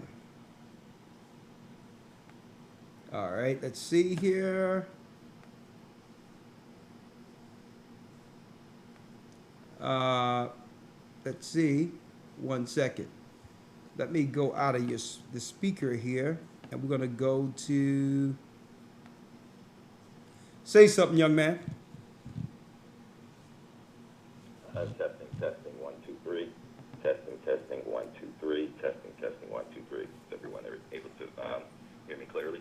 Oh, they can hear you. Come on. Okay, great. So essentially, yeah, Elder, I'm calling in. Essentially, as far as the biggest change that's happened for me, is coming into the truth. You know, it's been back 2011 was the advent of when I came into the truth.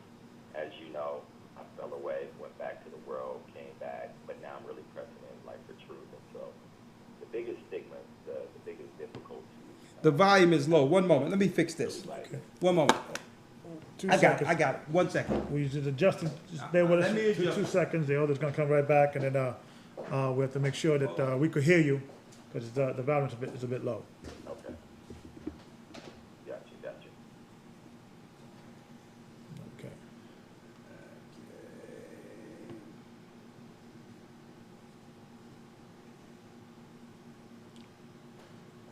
Okay, I'm hearing it's very low. I got it.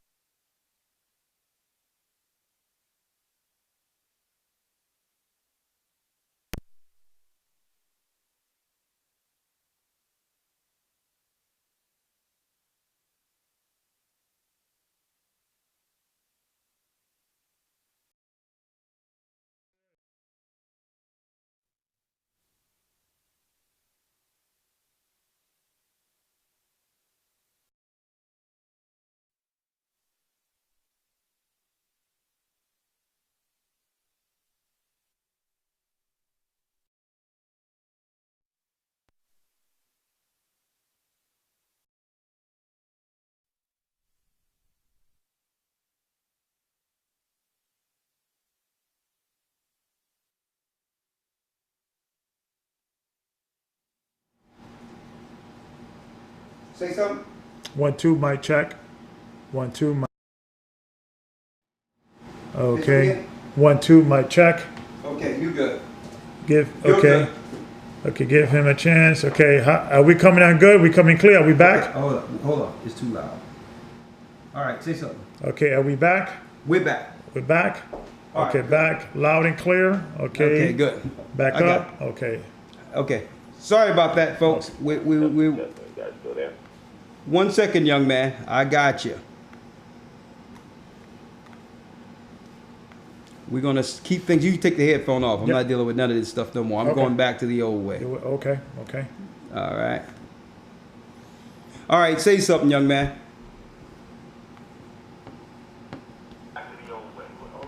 Testing. Okay. All right. Come on. And if you could mute the radio from the back. Hello? You have to mute, brother. Can you guys hear me? I can't hear you guys. You have me muted or something? Okay, I got Okay, it. hold on. I can't hear you guys. We could hear you. You can't hear I us. got it. Yeah, it's good. Hello? I got you, Yeah, brother. I can't hear you guys. It's You fine. can hear me. Hey, brother, it's fine. Let's go. Okay, wait. Okay, there it is. Okay, there it is. There. All right. You hear me loud and clear? Everything good? Loud and clear. Loud and clear. Talk to me. Okay, cool. Yeah, so dealing with the truth, what's been the most, I guess the greatest manifestation since coming into the truth and being in the truth for some time. As you know, Elder, I fell away for some years or whatnot, came back into the truth. Really the greatest thing has been really just giving Ahaya, by Hashem Yeshaya, while we're Kadash, 100%. That's really been the greatest manifestation, and to be honest, the most difficult. So I just wanted to, inside of 60 seconds, just read these 3 verses to kind of premise what I'm discussing here. I have Ecclesiasticus chapter 4:16. Hey, brother, before you go, before you read that, we have someone in the chat by the name of SC who says, "I think that's my ex." I'm gonna leave that there, but go on. Go ahead, brother. Okay, well, all right, well, that might be a possibility. Oh my goodness! But come on. Hey, sister, I've grown since then. I apologize for any travesties I may have committed to you if that is the case. That he knew already, huh? But go ahead.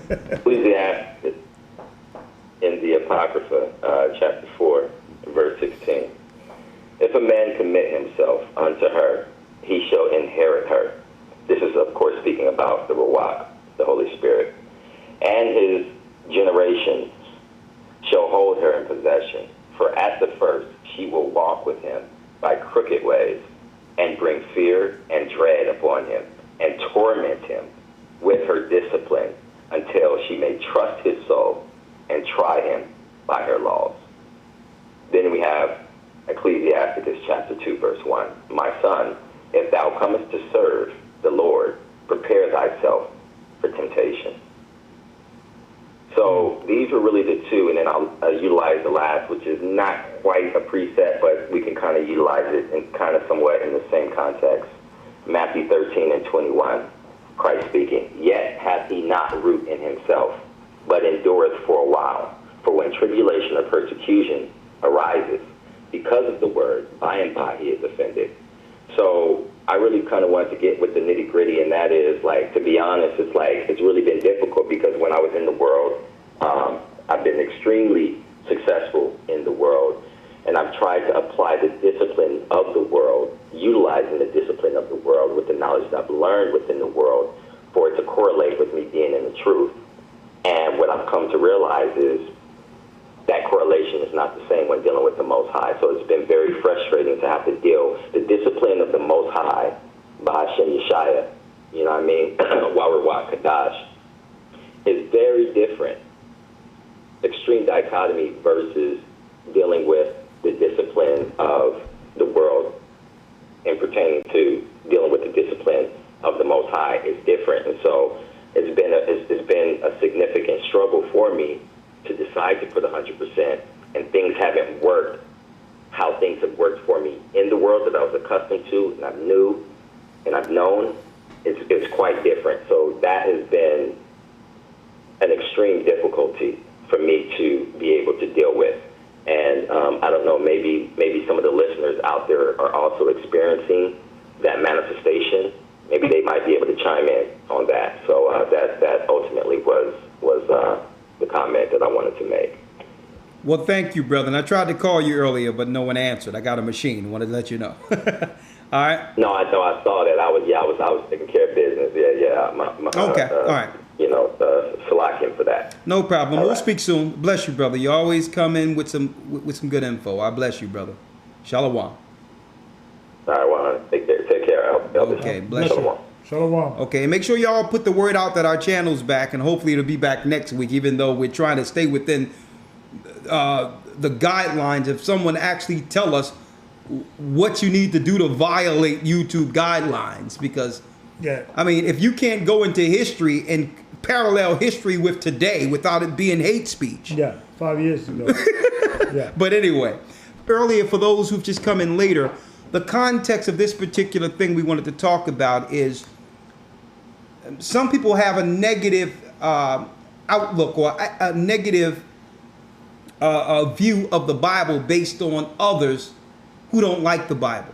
But when you go into the Bible, you realize it's truth. And it was another level when I realized I was an Israelite and how the prophecies are so on point in that Bible concerning, our present time. Yeah. And I was mentioning earlier that a lot has changed since I've found the truth about me, about everything. I have a different outlook altogether, similar to what Trent was saying, right? And I wanted to know if people can come in and say, here's something positive. This is what changed about me, or what have changed in general since I learned the truth of myself from out of this Bible. 515-605-9327. Bring your testimony. 347 area code. Shalom. Shalom, elders. How you are this evening? I'm blessed by the best. Okay, what has changed with me is pretty much identical what Elder Gabar said right at the beginning, is understanding as to what has gone on and is going on in the earth today.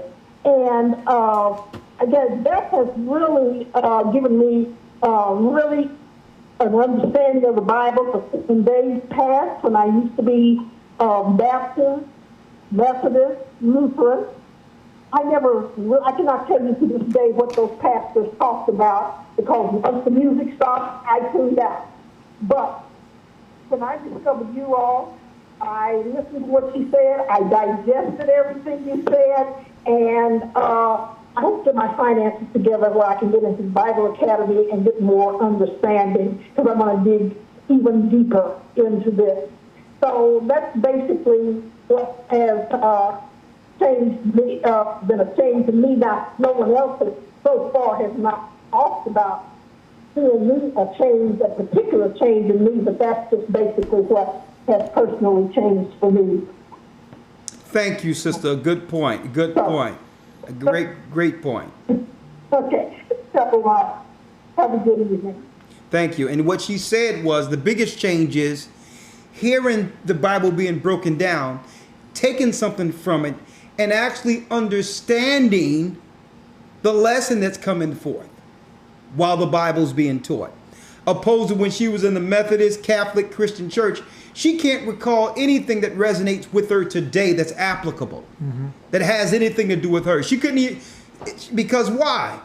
It was the music, a message, but it never really resonated with us personally because the churches aren't teaching who the people in the Bible are pertaining to the poor, the blacks, the Hispanics, the people that are suffering in the earth. We're disconnected because they're not letting us know our condition is Bible prophecy, that we're the people that was cursed for breaking the law, statutes, and commandments of God, in the book of Deuteronomy, that we're the children of Israel. That was that piece, that one little linchpin. If they could have put that in, everything else would have made sense. Good point. All right, let's go to the next call. You have something to say on that, Kabar? No. Okay. Take these calls. Jump in anytime you would like. All right. The next call, 281 area code, then 256 area code. 281 area code, then 256 area code. You're live. Okay, if there's some noise on the line, I'm going to the next call. Unfortunately, I'm sorry. So, 281, make sure there's no noise in the background, please. It's hard broadcasting. If there's feedback, and if it sounds like you know you're running through a storm. 256 area code. I'll come back to you 281 in a moment. Yeah. Shalom. No, our condition is Bible prophecy that we're the 910 area code is next. 910 area code. If there's anything playing in the background, I'm going to the next call. Hello, you're live. 910, you're Lord live. have mercy. Okay. Okay, let me drop this real quick. If you're listening through Blog Talk, and if it's coming out of speakers, okay, while you're listening to us, and then you get on that same phone while it's coming out, it feeds back to us, and we hear noise and distortion because on a broadcast, one cannot have it playing in the background while they're talking to the person they're talking to. Yeah. Number one, there's a 2-minute delay, usually a 1 to 2 minute delay for broadcast reasons. And on top of that, it's feedback going back and forth. So if you're listening on Blog Talk, I'm about to bring you in. If I'm hearing you listen to us through speakers, I'm going to the next call. Thank you. And also, if you're going to want to make a statement or ask a question, press 1. If you don't want to ask a question, don't press 1. One moment.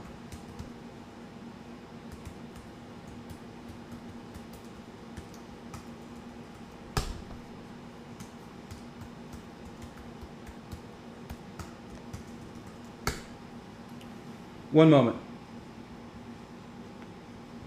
All right, next call.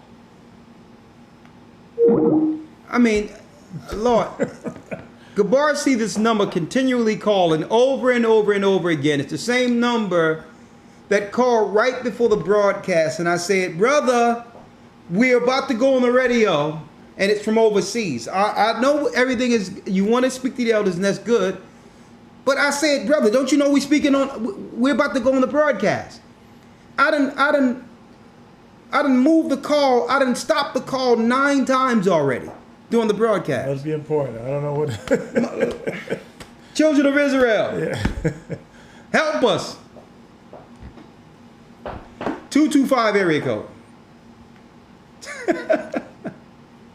225, you're live. You're live. What has changed since I found the truth in the Bible? Going once. Hello, 225. Area code 245. You're live. 225 area code. Lord have mercy. Okay. Next call. 803 area code. 803 area code. Then 510 area code. We'll get a testimony before the night is out. What has changed since I found the truth in the Bible? What's that? 803? 803, yeah. That's, All right. that's the next one. 803 area code. You're live. Shalom. Shalom. Shalom. Two things have changed. Two things have changed for me. This is Chief Officer Gabar in South Carolina. Two things have changed. First of all, realizing that there's a brotherhood and a sisterhood within the church. Thank you, Elder Gabar. I called you one night for a situation with my son. Yeah. And I appreciate your help. Just want to give you an update real quick. We're moving forward with everything. Florida's laws have changed, so all praises to the Most High. Okay, that's a blessing. Secondly, I look at our people now that, you know, before I'm like, what's going on with us? But now I look at them and there's this compassion. They're fighting stuff and they don't even understand or realize the things that are going on with them. So it's a blessing to see it and be able to sit there and really be compassionate to these people, whether they're in the church or outside of the church, but really be compassionate with them and try to help them to understand why things are the way they are and things like that, and why they can't move forward in their life. So this is what the truth has done for me. So why? It's a blessing. Thank you, brother. Great point. And I'm glad he did come in, because someone typed, maybe it's your phone line, and I'm glad he came in clear, so that I'll know that everything is fine here. There's nothing fine on. Everything is fine on this side. All right? And just to land back what the brother was saying, Brother Gabar, thanks for calling. I'm glad everything is working out with your son. One thing I'm starting to realize that I'm not seeing as I saw in the 90s when I was coming up, at least in the rap world. In the rap world. Yeah. There's maybe I haven't been in the scene for a while, because after the 90s it got kind of weird for me. Is these beefs with the rappers and things of that nature. Yeah. I think a lot of them now are learning from the past. That's not, they're still rapping about negative stuff and things of that nature. And they're still negatively. However, though, you don't see that as prominent anymore. And I think our people are waking up to that that negative, blaming each other and things of that nature. There's a lot more unity, even in the left hand even side, in the world. Even in the world. They're starting to realize that's the game that the powers that be are playing, to have us more self-consumed. You know what? More talking about political issues and your social issues. You've seen that a little more. And it's deep that you bringing that out, because I believe the Most High is doing something with his people who even haven't heard the truth yet. Yeah. And it's coming out, even in statistics, what you're seeing and what they're not actually putting out in the media right now. Yeah. Is how the murder rate amongst our people has went down exponentially. Extremely low. Yeah. They're not comparison. Of course, they blow it up. They want to magnify to make you think that we're running through. We're running through a war zone every day in our neighborhood. Yeah. I mean, one is too many. But one is too many. But I'm gonna tell you, folks, the Most High is doing something, because our people are killing each other less. Okay. But that's not being promoted. I was looking at the statistics, and it's going down exponentially each year. Yeah. It's to the degree where they have to manufacture things. Yeah. To make people believe that we're just all out just destroying each other. There's a change. There's a paradigm shift going on amongst our people. Yeah, and to land back with you, that rapper JC, we actually communicating with him. Yeah, JC. That's the brother who is a battle rapper. Yeah. And he had one of our T-shirts. Blessed by the best. Yeah, we seen him with one of our T-shirts, this battle rapper, and we reached out to him. How did he find our shirts? Yeah. So we're communicating with him. He may be coming on the show in a few weeks, so I'll keep you posted with that. This is another phenomenon I'm finding, right, that has to be worked out. In the world, some of us have boyfriend and girlfriends, or the person we're with right now, thinking that, maybe this is not the person I'm going to be with, but it's better than being alone. Yeah. So it's just my in-between phase until I find my husband or I find my wife, right? Right now, Miss. Yeah. But suppose something happens where you're with this person because it's the in-between thing. You were in the world. It wasn't deemed wrong in the world. Mm-hmm. But then all of a sudden, you two come in together and find the truth of the Most High. And by default, you're married. Mm-hmm. Right? Mm-hmm. I found in the truth that, and I'm saying this, in the truth, it's more accountability in the truth. And most of the time, someone in the knowledge of the truth, they think before making life decisions. Mm-hmm. You understand? Because you can do something in the world and all that and be excusable, like, well, that night, I don't got to worry about that night, But, or be like, what, you think that night was something, wait till tonight. Yeah. You all, you understand? But I thank the Most High that there is some, instead of talking about the negative things that have impacted our people, we should focus on what the Most High have done in turning our people around towards righteousness, because that's not spoken about enough. Mm-hmm. A lot of our people who are really, the Barabbases of our community, people that used to, these people were the cancer within our community, has turned around full circle and are actually helping the people they used to hurt. There's less murders. More people are coming together. Even the Blood and Crips are saying, listen, right now, this is a fraternity, red and blue, but let's not kill each other no more. A lot of things are going on for the better, and I believe it's the Most High. And I really believe it or not, I believe all of that is a direct result of Israelites teaching, regardless of what group you're in. Yeah. I believe it has resonated from the 90s to the 2000s to the degree where our people are owning the fact that we are the children of Israel, and because so, we are accountable to the God of Israel, and it's having an impact indirectly in our communities on the outside of us. I really do. With Kendrick Lamar saying he's an Israelite, with hip hop, and you know Jay-Z from New York, he couldn't walk down the street without seeing an Israelite. Yeah. And I believe now it's coming around full circle where we're seeing the residual effects of all that hard work sowing in the early 90s up until today. Yeah. I see sisters wrapping their hair, looking beautiful modestly, that where they don't have to show their body to get attention, which is really a greater beauty in itself. Yeah. Because when someone approaches you, you know it's not about, you know, that worldly outward. I'm seeing sisters go natural and love who they are, and don't, without worried about how others think about them. I see all of that, even though that's not spoken about. Our sisters are trying. Yeah. Yeah. They're trying, and that's all positive since I've gotten this truth. Yeah. And this is how I know some of the positives is a direct result of Israelites. And why? Because a lot of people are leaving the Christianity, and people are fed up with Islam altogether. Yeah. People are just leaving. They don't even know what that is. They just say, listen, that's a way of life. They can't even tell you, like, what life is that?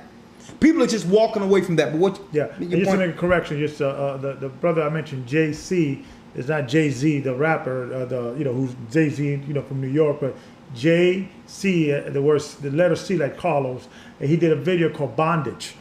You look him up, and he was talking on the truth, and that's where he had our shirt on. Just want to make that correction just in case people misunderstood which brother we were talking about.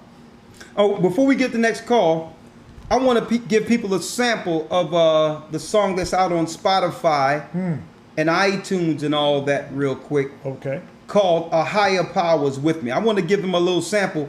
Go get it, go download it, go stream it. Just type in Ricard Shiar the same way my name is, and you'll get it, right?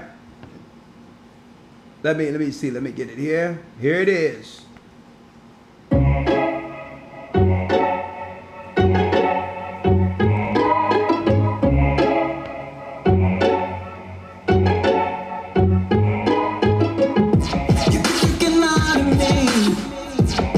See, it's written all over your face.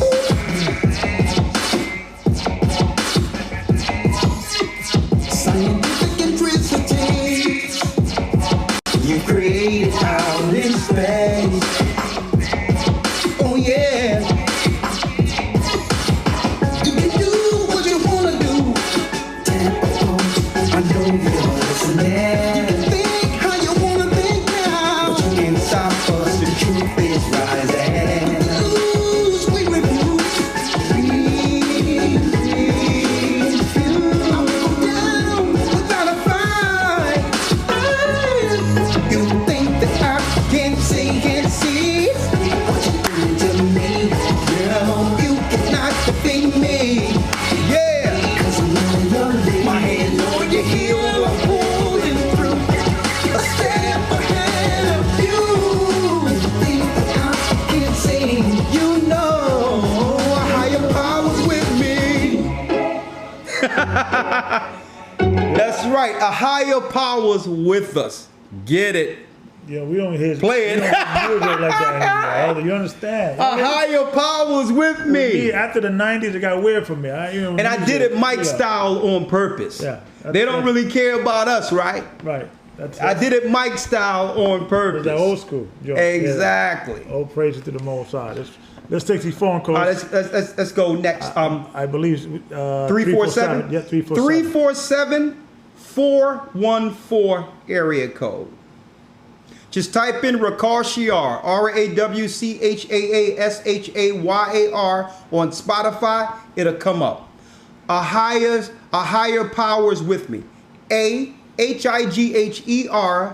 POWER A Higher Power, and it'll come up. You can download it and all that. And the album, oh my goodness, it's going to be called Purpose. It's going to be 12 songs straight praise dropping the truth, and 12 songs where the world is not even going to know we're bringing them back to the Most High and bringing families together. Old songs like it used to be. That's funny.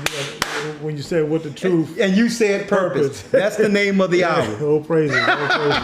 That's the name of the album. And there's but anyway. We're going to scroll back down. Where are we? No, go back up. Let's see where we at. Go back down. We're at 510, right? I think 510. Yeah, 510, yep. 510, you're live with the Gathering of Christ Church. Going once, going twice. 510. 510. Okay. It's okay. Go to the next call. 770 area code. What has changed since I've found the truth of myself in the Bible? Okay. Shalom. Good evening, elders. Hey, how are you, sister? Bless you. Good. How are you? Elders. This is Michelle. Oh, go ahead, Michelle. Good evening, elders. Hey, we got the tag team on here. Sister Michelle, come on, and Sister Marie Francis, talk to us. Well, we were listening, and I'm sure we missed half of it. But as for myself, I think the question is, what has changed since we've been in the truth? Is that the question? That's the question. What has changed since you've been in the truth that you can recognize? Oh, good evening, Elder Gabar. Sorry, I forgot to say good evening. Good evening, Elder sister. Gabar. How are we doing, sister? Oh, I'm good. How are you? Well, for me, what has changed is, I've always had like a healthy fear for the Most High. Okay. Can you hear me? Yep, you're coming in live. Go ahead, sister. Can you hear us? Okay, great. Yes, I can hear you. So what has changed to me, I've always had a fear for the Most High, but since I've been in the truth, I'm more conscious of His laws. And even my sister Michelle that's on the phone and my other sister Nikki, we built a bond, like a sisterhood. We were friends before, but it seems like we got closer because then now we had a purpose. That's good. It wasn't just about, hanging out and fun and games. We had things to do. We had work to do for the Most High. So that's what I noticed. And I actually didn't realize that until I was listening to the question. But that's what has changed for me. We got closer because of the truth and got deeper to the Word. That's what has. And may I add and sister, may I add to the sister was saying, you guys are a rarity in regards of this. And the scripture says, I'm going to take one or two of every city and one or two of every family. Most of our members of a church wish their family were part of the body. So you guys are blessed. You have sisters, blood sisters, and you guys now not only sisters and through blood, but also sisters through Christ. So that's a real thing. They're so close that people think they're blood sisters. They're not. Okay. They're always dressed alike. Their hair pieces alike. People think they're sisters, but really it's the spirit. And it's deep that they can have that type of bond like that in the truth and be fulfilled, though. Yeah. You understand? Yeah. But even that's a blessing too, because you've been in a situation that you have best friends that you grew up with. One thing I like about truth sisters, though, and truth brothers, you can tell them the truth. You can be honest with them. Yeah. You can let them know. It's like in the world, you usually tell people what they need to hear or what you think they need to hear to keep your friendship together. Yeah. But if your bond is more tied or is closer than blood, which is spirit. Right. So that's a blessing that you have a friend in the world you grew up with, and you guys both come to the truth. That's a blessing. Wow. That's a blessing. That's a blessing. It's one thing to have that tie. Like I said, I'm closer to people. No disrespect to people in my personal family because I love them too. Yeah. But there's another level being spiritually tied to a brother or sister in this work. Yeah. You understand? It's like it's my real family. Yeah. Great point, sister. Great point. Absolutely. Yeah. Great point. And I want to add to that, elders. For me, as you know, a brief history of my past is that I too came from ISUPK. And when I walked away from there or was asked to be escorted from there, Hold the horses. Hold the horses.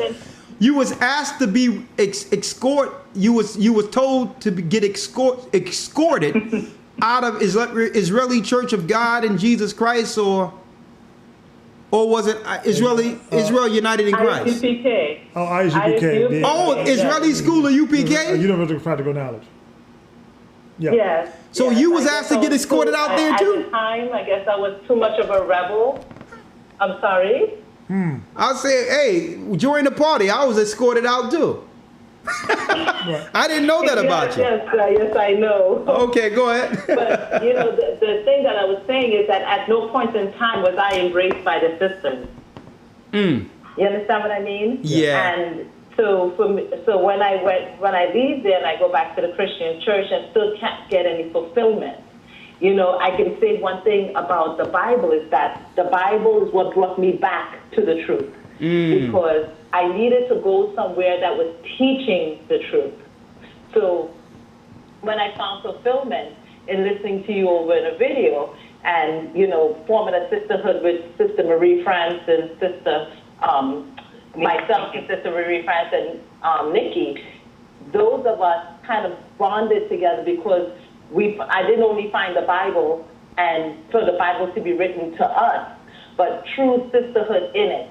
And I'll tell you something, as of today, the sisterhood is extending, you know, amongst the body. You know, because we started at 3 and the Most High multiplied us to 6. Yeah. So, you know, the truth, the world better be ready. Okay. Yeah, they better be ready, because we just ended the fast, and it's funny how when we tuned into the radio show and you were talking about that, and more than once I heard somebody mention sisterhood, and that's what we were talking about. So eyes have not seen, so world get ready, because the Most High is definitely doing something with us. And even when Sister Michelle came back to the church, which is, I always say she came back to the church to give me the truth, because once I learned the truth from her, and I said, how in the world did you know the truth, and then you weren't here every Sunday? Because she said, what I would do is I'll come for the praise and worship, and then when I leave church, I'll just go listen to our Lord call and then do a lesson. And meanwhile, I've been in the church with her all this time. So one part of me was upset that, you know, she had it all this time and she didn't tell me, but it was just amazing. That's a blessing. That's good to hear. That's a blessing. And we're having our second annual sister retreat. Sister Patricia, Sister Shirley is actually getting that. It was success last year. We're going to have a sister retreat for all the sisters in the church. From all the sisters from New York, New Jersey, Connecticut, Philadelphia, I think it's DMV. It was success. So we're going to be announcing that soon. So when we do the sisters, when you have to do the sisters retreat, you'll know about it, and you will see you have an extended sisterhood even beyond that, sister. Thank you. Hey. Oh, wow. That's great. Thank you, Elder. Thank you. Good point. And let me tell you, I always wanted to be a part of a work of Israelites where no one is treated like a second-class citizen. Right? You can't treat brothers like they're your servants or slaves. Get my bag. Grab my bag. When people try to grab a bag, they're like, no, listen, I'm trying to work on my, you know, on my biceps like the next man. It's like, no, I'm good. You don't got to carry nothing from me. I'm good. I don't even want that perception out there. Because when I grew up, it was, in the truth, even though a lot of that was good, the military aspect of it, you should only go through a small phase of that. You shouldn't serve another man. You mean to tell me I got to serve Esau and you too? No, I'm your brother. And I didn't like the fact that, you know, sisters will just get generated. They would just be recycled through there like nothing. And then come to find out, sisters passed. A lot of things happened to sisters and no one know what happened to them. The 2-3 wife thing was, and then sisters couldn't say nothing. You're not even allowed to speak in class or ask a question. I'm just glad that the Most High allowed us, you know, an avenue in this work to let sisters know that, listen, there's no nation without the man and woman. Now, of course, we're not going to allow a Jezebel to run ragged, but all in all, sisters have a voice. Sisters are equally important. Okay? And you don't, just because you join something or join what you would call a church, it doesn't mean you need to lose yourself like we seen happen so many times with sisters in these other groups. Okay? So I wanted to put that out there. Amen to that. Right? 856 area code. Just like when I brought out my opinion on one aspect that I think that we needed to change, and sister was like, "Oh my God, Elder, don't be saying that. You're talking about me." Da, da, da. And I'm like, no. And then Sister Shirley had to come on, and she had a voice for the sisters with our sofa talk, and say, "Well, I understand what you're saying, Elder, but this is how the sisters took what you said, and this is how they feel. So regardless of how you meant it, you understand? A voice was spoken so that the sisters can know, listen, someone can come and have a side dealing with how sisters are feeling in comparison to how they raised and the insecurities. We're supposed to help them through that to stand and be independent and strong without those insecurities. We're supposed to lead them out of that, not make them feel insecure. And when she brought that point forth, it doesn't matter what my personal preference is. I had to consider whether or not what I said hurt one of my sisters. I had to consider that. You understand? And the beautiful thing about this church is that we could have that conversation among the sisters, and without the struggle, the power struggle that exists in the world. Because there's always, in the world, you got this thing, man against women. And we could have a dialogue as men. Where our sisters, in our position as a church, we don't feel threatened by it. Exactly. It doesn't. We're having a mature conversation about a matter, but it doesn't threaten our position. And that's the beauty, the balance within the church, is that sisters can still speak. Men still are being ordained by God to be in charge and lead the church. And we don't feel threatened when we're having a conversation with sisters. And that's the balance we have to find. And I'm just glad that the door is open to the degree in which there's no intimidation. Because sometimes I know what I say can be strong. I'm strongly opinionated. And on top of that, when I know this is what the Most High say, I can't compromise that. Neither will I bite my tongue on what the Most High says. But all in all, if it affects someone and someone know that they can actually talk to us about it, is a success within itself. Because I remember a time where it doesn't matter if a man spoke, it doesn't matter if you agreed or disagreed with it. Swallow it. Swallow it, die with it. I remember those times. Okay? So it's a victory to know that brothers and sisters can come to us, and that we are approachable, and that, you know, that what they feel, it doesn't matter if they came in today or is here 5 years from now. What's going on with them matters, because it matters with them in the Most High, and we're servants of the Most High, and we must serve our people. It's not pandering, it's serving. The Lord says, the greatest among you, Elder Gabar, shall be your servant. Period. Let's go to the next. I'm glad they brought that out. 347. 347 area code. What has changed since I found the truth in the Bible? Shalom, Elder Gabar. Shalom. You're live. How we doing? Shalom. Blessed, all praises. So to answer the question straightforward, the first thing was accountability. And, you know, I reflect back on the broadcast you did, Elder, when you were talking about how we were savages in Africa. And I felt like that was a hard bullet for us to swallow, because we love to view ourselves in this light of innocence, like we never do anything. And I think that's when we become pharisaical to the truth, because we feel like we can never sin. We feel like we can't do anything wrong. But coming into this truth, I had to become accountable. Like God just said at Tabernacles, can you look yourself in the mirror and say, Elder God, you're savage? And you look yourself and say, I'm being wicked. And in this truth, I can actually do that now, to say, okay, I lack this. I'm not good at this. Okay, are you executing this part of the scriptures better? Go do this, go do that. And along with that, it's not even so much what a man is, but I've learned how to actually do it. And me being in the church with empowerment, being in a courtship, I'm very excited going forward, looking into marriage, because I'm looking at at the Elder Gabar and his testimony. I'm looking at people like Sister Danielle and Elder Ganan. Like, I'm looking at those examples. And I'm a youth in the church, so I'm like, it's so excited to see that those elders made the errors and fixed it to then teach the people like me. So it's not even what a man is, it's actually how to do it. Like, and again, I'm even just having the same little elders and running through my mind. When Elder Gabar said on Saturday, a lot of people like to say, oh, I want to help the church, I need to say something. He's like, why don't you do something? And I'm like, if that's the policy for the church, that's the same thing with a man. Instead of being able to dictate and claim submission, do something. So now I look at myself. Okay, so what am I doing? What can I do? Am I good where I'm at my age? How can I be much better by the next year? And it's deep because I'm almost wrapping up as well. One of the things that really changed for me, I'm 23 years old. One of the things that really changed for me that I was able to overcome my greatest sin and the greatest sin that I've seen in the youth. Now, I wasn't a Solomon, but at the end of the day, I was a fornicator. And I'm in a courtship, and I'm over 3 years celibate. And I always say that, like, that couldn't have been myself. I was a football player. I was the captain of my football team. That was the Most High. I learned the fear of the Most High. I learned the laws of the Most High. And I did not learn that in the church I was going to, which is called CCC, which is the mega church in Brooklyn. I didn't learn that. And when I learned what marriage is and what the Most High requires of me, I had to stop doing that.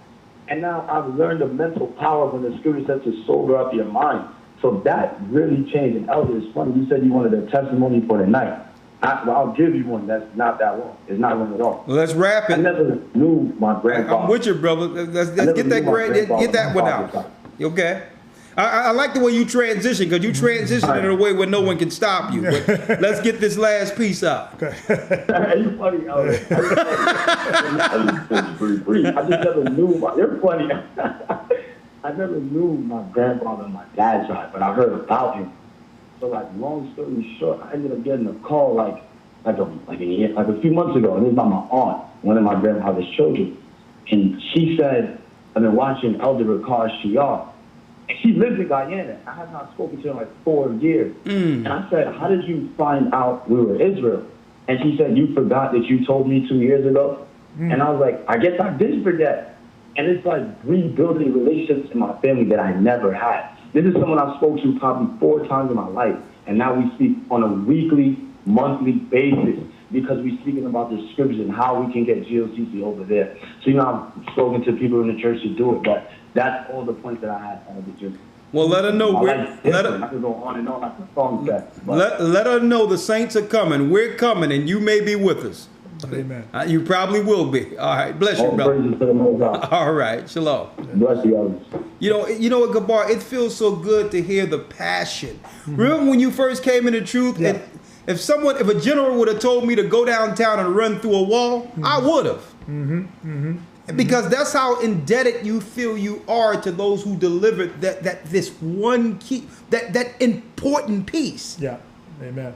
Yeah. They were able to deliver this thing that put the whole puzzle in place. Yeah. Once I understood that I was an Israelite according to the Bible, everything made sense. I understood now. That's why our people are in a generational curse, and then one generation comes up and it's no different than their mother and father, or even worse than their generation. I started to realize, like, man, this is not just happen chance. This is not just by chance. So this is spiritual, what's going on with us in these ghettos. Yeah. It's like there's a spiritual concrete wall keeping us in a systematic swirl going downward. It's like a steel cage around us. And no one could ever break it down. And when one day I was just listening to someone break down Deuteronomy 28 for the first time, and my jaw hit the floor. Not because what they were saying was the truth. I thought I knew the Bible. Yeah. I thought my whole family, generations of pastors and preachers and deacons, and no one could tell me about the blood of Jesus and salvation and repentance and being saved and all that. I thought I knew the Bible. And when they started breaking down that Bible, I'm like, you know what? I don't care what I learned before. Give it to me from the beginning. I'm throwing it all out. Because all that stuff they were teaching, they should have showed me who I am in it. Now I can own it. Now I'm accountable to those laws because it's me. That was the key piece. And I was surprised all these years, these pastors with all this spirit and all this compassion didn't read Deuteronomy. And then you go to a pastor, hey, have you read Deuteronomy? He respond back, Elder Gabar, what you trying to do to me? What you trying to do to me? I don't know what book is that. Deuteronomy, not what you're trying to do to me. 414 area code. You're live. You're live. 414. 414. What has changed since I've found the truth in the Bible? We have, let me see. We have 662 area code, then 313 area code. We're digressing here. 662 area code, then 313 area code. You're live, 662. You're live. Shalom, brother. Shalom. Shalom. How are you? Shalom, brother. Bless you. Oh man, it's been a minute trying to get in with you all. What has changed with me coming into the truth? To be honest with you, we have been an outcast, me and my family.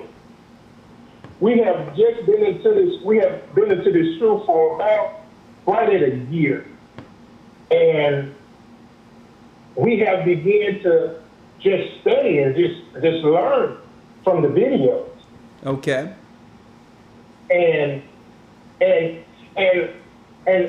we have found out the truth, and we're trying to give it to our family, and they are hearing us, but they are so caught up into Sunday worship and listening to the modern day preachers and pastors. Well, I'm a minister. I've been a minister for eight going on 9 years.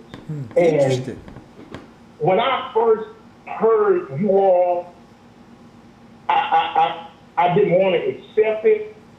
But as I listened more and saw that you was coming out of the King James Version Bible, I'm like, wow. And then it got to the point where I had begun to look for errors, not the truth. I'm trying to see, is this really true? Because you all was pulling out things that I have never in all my years. My mother, as long as I've known, I went to church from a youth up. And it's things that y'all have put out the Bible that I've never in my life seen or heard or even heard preached. So just coming into this truth has truly been a blessing to me and my family. I mean, when we found out the truth and saw that this was true coming out of the Bible, we went cold turkey. We don't go to church on Sunday. We don't celebrate long as we are.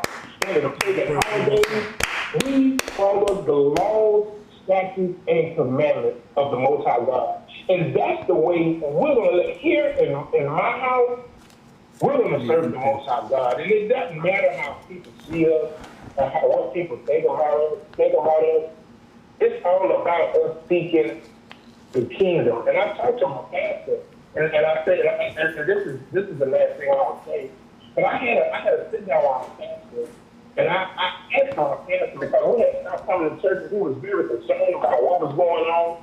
And we had a lunch, and when we sat down, and I asked him a question, and I respect him up into the highest, and he's like 20 to 25 years in to being a pastor. And I just asked him one question because he's always saying, and he said, we got to love the Lord thy God with all that mind, all that heart, all that soul, and all that strength. And I said, I've heard that for the longest, but I asked him, how do we do that? And when he did not go to scripture, he told me just, well, you got to have faith, and I was just hurt. And I mean, well, we're in the truth. We want to be a part of the church. We have emailed several times. We have even written a letter to become a part of the church. and we just want to know how can we do that. Hey, brother, let's do it. I have your number. What area are you from? What state? Mississippi. Brother, we gonna. Let me get your That's name. my wife in the background. She gets excited. Elder Ricard, we watch you. We watch the Sabbath because we're really like an outcast. It's like they look at us like we're strange. Welcome. Like we have joined another denomination. So she's just excited to talk to you because we're always seeing you on Sabbath and we're in this family. Powerful. It's unbelievable. Well, I'll call you. I'll call you offline. Let me get your name, brother. Anthony. Anthony. Okay. Okay, I'm gonna call you tomorrow. Okay. Yes, sir. I will be waiting. All right. Bless you. Bless you. Isn't that something? A minister who's now an outcast because he found the truth of himself. Mm-hmm. Those who he thought was a part of the body of Christ rejects him now. Would Jesus do that? Because he keeps Sabbath. Because he keeps Sabbath, everyone that's in Jesus rejects him. And Christ kept Sabbath, right? So Right? Christ kept Sabbath. Is that Christian-like? To reject a brother who would like to worship Christ on the Sabbath because the Bible said, remember the Sabbath to keep it holy in Exodus 20? Because there's no place in the Bible anywhere where the Most High commands us for Sunday service. A matter of fact, they'll take you to Paul and say that Paul collected some money on the first day of the week. What does that have to do with anything? They put together money on the first day of the week because they was having Sabbath service yesterday. I mean, it's like, that's all you got? It's first day of the week they came together and they broke bread? That's not church. Church is Sabbath. That's when the disciples had church. Sabbath. Okay? So they're rejecting this brother because he's doing what the Bible said do. And the Lord, even Christ says, hey, narrow is the way, and broad is the way that leadeth to damnation and destruction. Everyone's in the church and believe they're doing it right, but haven't confirmed or checked with God on it. Yeah. Haven't went to the Bible and say, did God tell me to be here on Sunday? Or it doesn't matter. Hey, all I can say is, hell is hot. 256 area code. Shalom. You're live. I'm going down the line. I'm digressing now. Yeah, go down. Let's go. 313. Yeah. 313 area code. And if you're not in within the next 5 minutes, Shalom. If you're not in within the next 5 minutes, you will not be able to comment tonight. You can probably comment next week. 515-605-9327 if you want to make a quick comment. What has changed since I've found the truth of myself in this Bible? Talk to me, sister. You're live. Shalom, elders. Shalom. Well, a lot changed for me. I learned how to hold my tongue. I'm still working on attitude, but I got a lot of it down. Like, I didn't understand, like y'all was saying about the church. I'm still working on attitude. I was working for my uncle now. Hey, sister, I'm sorry. When you say when you still working on attitude, expound. Okay, like I was at the store not too long ago, and they was charging me, like usually for your debit it's only $2 charge. Then it was like $3, then $3.50.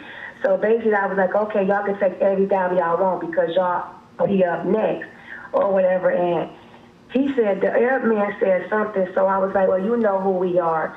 And I was like, the poor shall be first and the first shall be last. And I said, God said, he blessed those who blesses his people. And I said, well, who is his people? And I said, Ishmael, or is it Hebrew Israelites, the Torah tribe? Who is it? And the Arab guy came out the store, and he, from behind the glass, and he gave me a hook like, it's going to be okay, it's going to be okay. Because he knew that what I was saying was right. And when they find out that we know something, they treat us with more respect. So basically, like, I know we shouldn't, like, say certain things about the truth or the knowledge, you know, because it could bring certain things towards us. But I just have to refrain from telling some people who they are due to the way they treat us. Well, sister, it's okay sister, listen, it's okay to share the truth. Just be aware of your surroundings. You understand? Just be knowledgeable. Yeah. Be knowledgeable of your surroundings. I mean, Christ says he sent us out as sheep among wolves. Be harmless as doves. You know, be wise as serpents, harmless as doves. Because guess what? The devil is looking to devour. And this truth is, let me tell you, this truth is giving Babylon body shots. Mm-hmm. We need that as a t-shirt. Babylonian, the truth is Babylonian body shots. All right, come on, let's go. Go ahead, sister. Yeah, and as far as like you were saying, like I always thought I knew God, like, cause my uncle, I was told you that before about my uncle, and you know he a pastor, ordained minister. So when I got in the truth, I started asking him questions respectable, and he couldn't handle it because at first when he saw me coming to the church of my son, and we would, like you were saying, my son, he was like, well, he should get his bags and everything. So I would tell my son, get his bag, get his bag. So. As long as we was doing that, but when I came into the truth, I started giving him questions. I'm no longer evangelist to him. I'm no longer an intercessor now. I'm nothing no more. I don't get no phone calls, nothing. Usually they come by on Bible study. So I asked him the other day, he stopped by randomly. I said, would y'all still like to have Bible study? He said, I have to check in with my wife about that. So yeah, just learning the truth taught me about God, his laws, his statutes, and it really helped my life a lot because I think I would not be here right now due to, I told you about the doctor telling me I had leukemia. He literally told me leukemia. St. John 90 seconds. Another doctor told me, oh, it's not that. So I thank God for the truth because sisters and brothers in the truth, you know. Let's wrap it up, sister. We only got a few seconds. And I went with his sister. We got a few seconds. Okay, yeah, but it just taught me about who our real God is and how to serve God, and it just changed me a lot.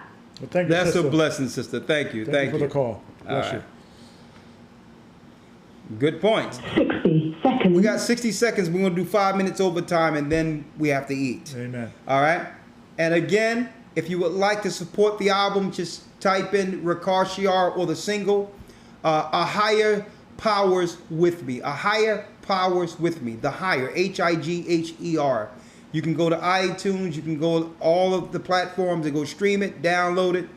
The single is out, but wait till you see the video, and soon we'll have concert near you. We're going to have, we're going to have a screening. We're going to have the screening of the video here in Philadelphia. I'm going to put up the screen with the speakers. Amen. But hey, it's going to be nice. And then we're going to have, of course, the presentation for the whole 24-song project. One inspirational and the other truth.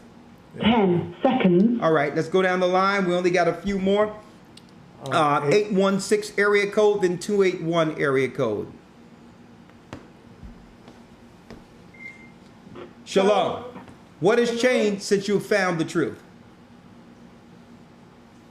Okay, my perspective on how I'm supposed to live life every day when I wake up, and my respect for myself as well as everybody in this world. So, sister, when you say respect for yourself, expound on that.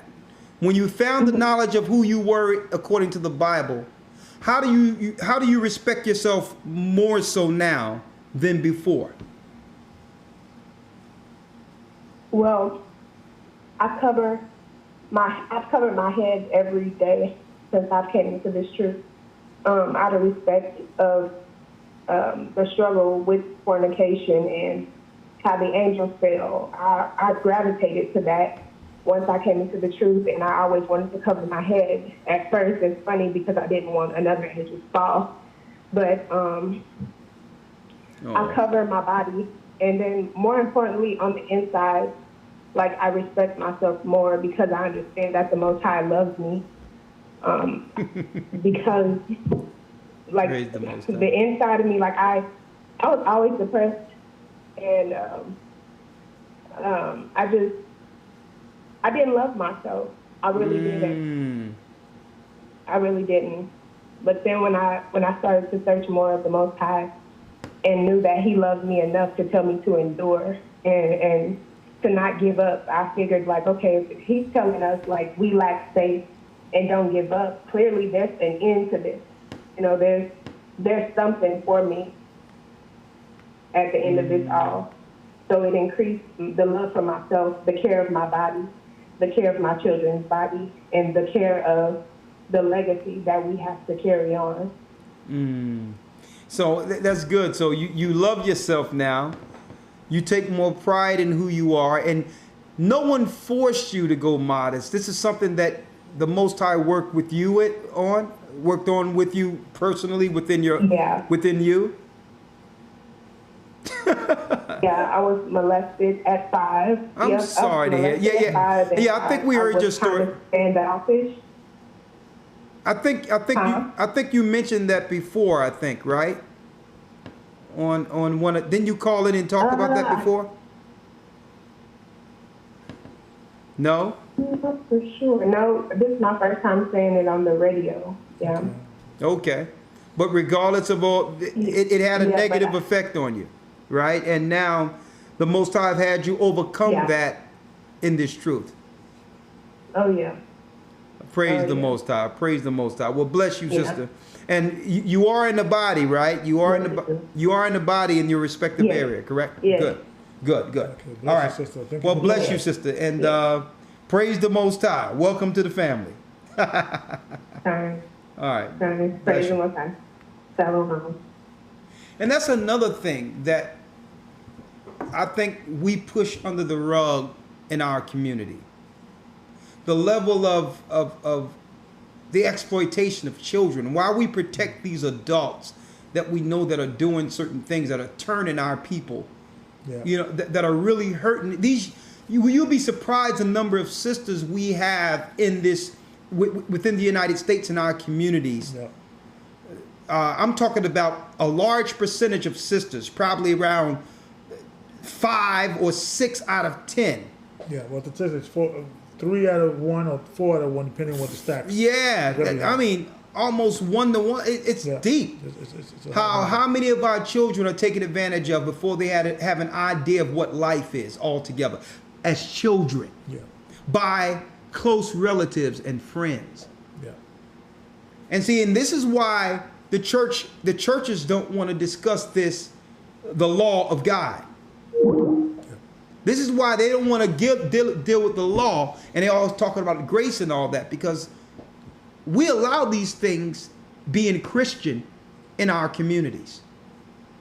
The family will cover for a person that they know are doing these things. We're going to have a show on that too, and ask, well, is the pedophiles in our communities covered under grace? See, they don't want the Bible or the law concerning that, because the law, when you read the law in the Old Testament, the punishment for that is punitive.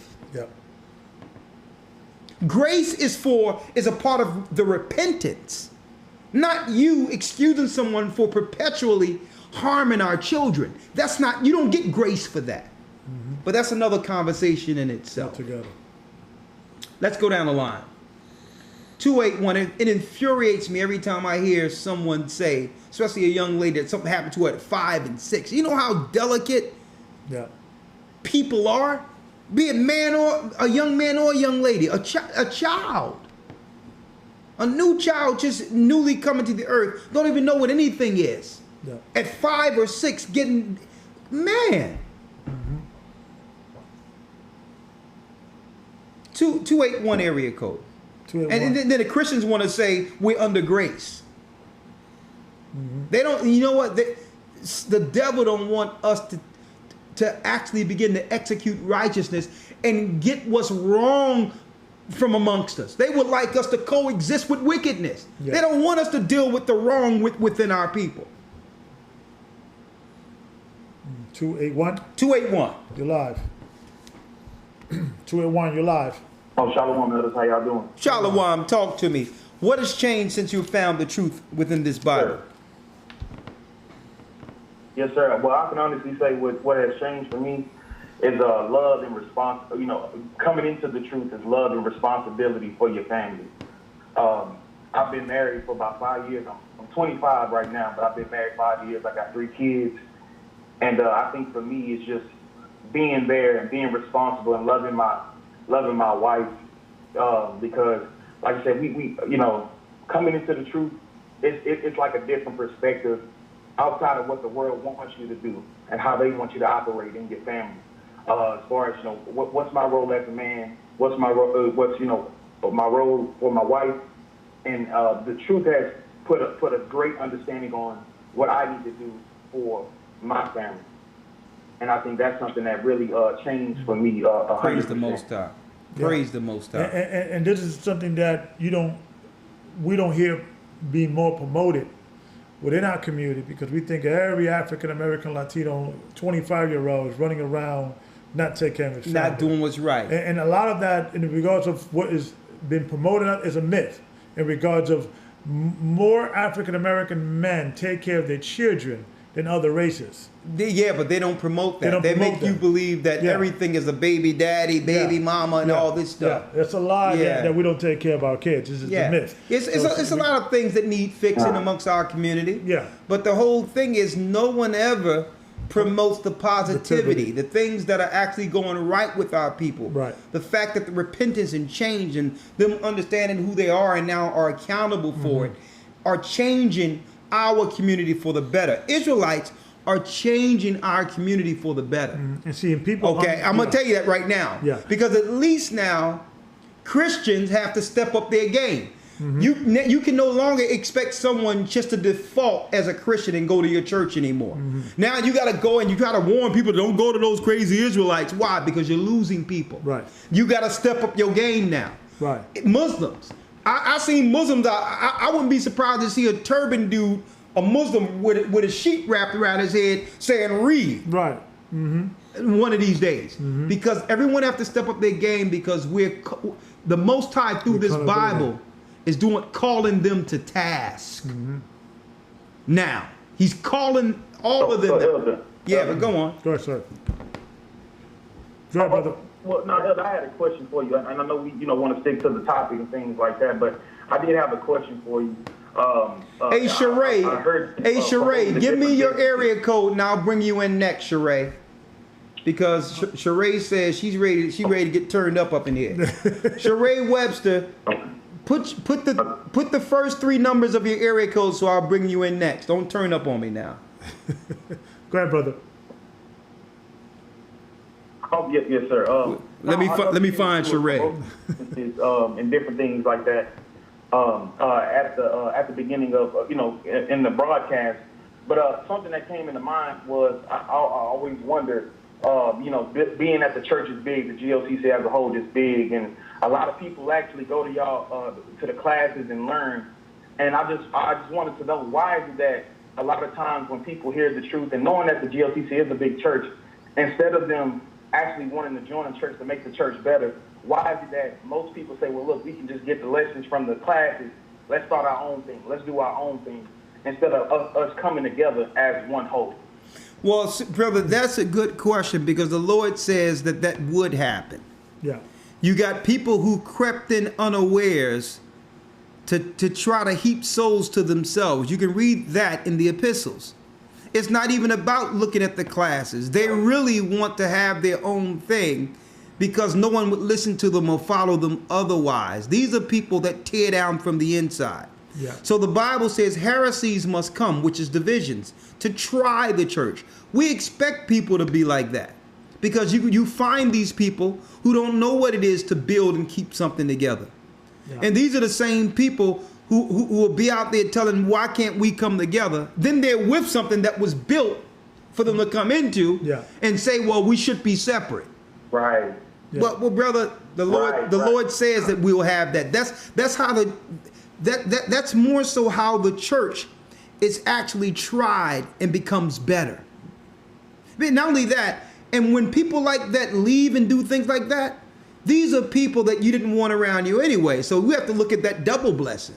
Mm-hmm. Mm-hmm. They've excluded themselves. It's like, cool, I don't have to deal with it. Good. Go into your corner with that, whatever that is. Shalom, I'll see you in the wilderness. And you need to understand, brother, that there's a lot of, I will say brothers and sisters, but I will say brothers that did not grow up with a father, and they don't really are comfortable with men correcting them. You know what, Gabar, that's cool, but I can't say that because there's people who grew up with a father that's not like that. That's true too. You just get some people with the devil in them. Yeah. All right. Let me get the next. We're gonna hold you on. Good question, brother. And let's go to the 201 area code. Did we found the sister? Yeah, I found her here. Okay. 201. I found her way down here. That's why I probably would have never found her. Okay. Okay.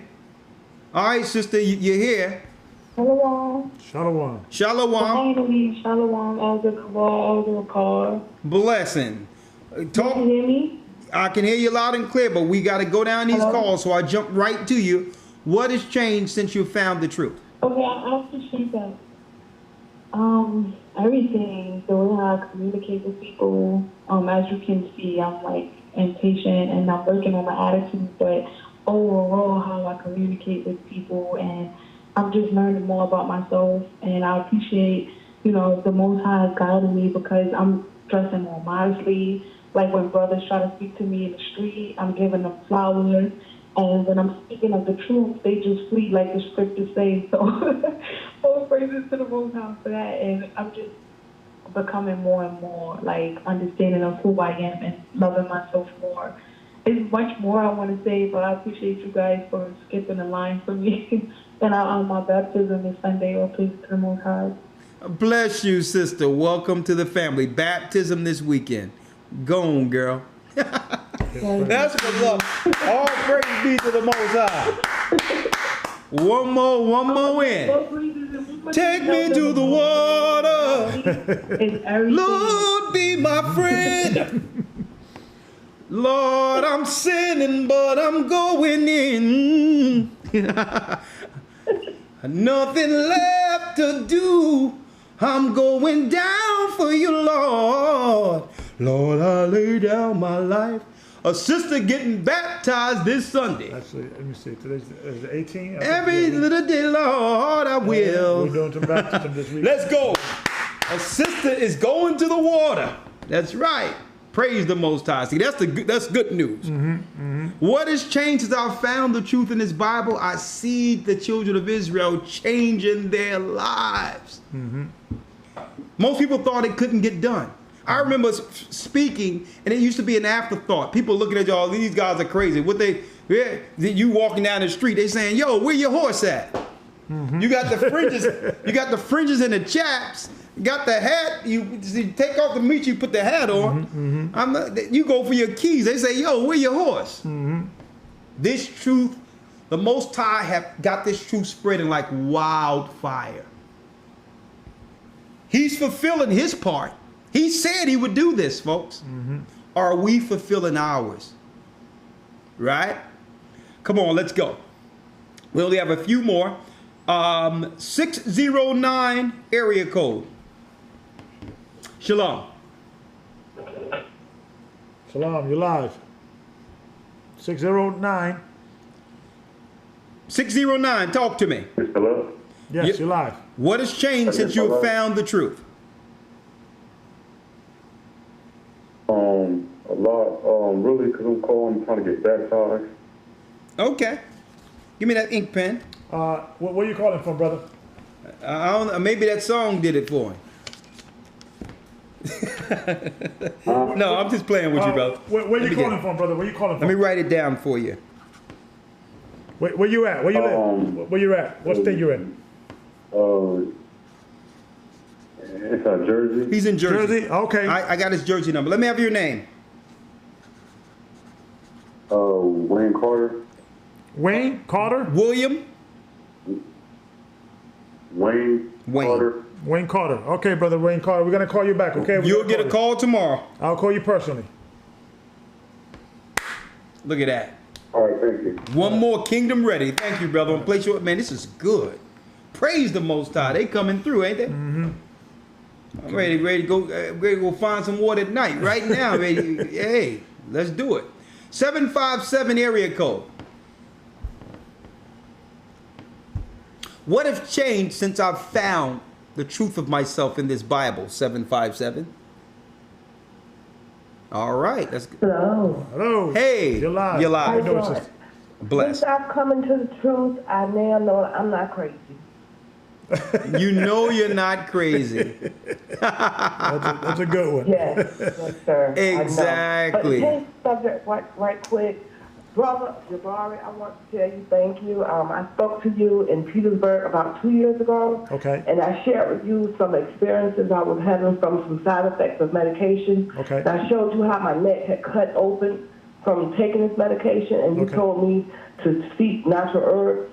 And I want to tell you thank you. That has changed my life. Okay. It actually saved my life because I was having so many side effects from these medications. And I've researched natural cures, and I'm into a lot of the natural herbs and spices. And one night while listening to the Enoch, I came across the scriptures where it told me that God sent angels to teach Noah how to use the herbs and spices to cure diseases. Yeah.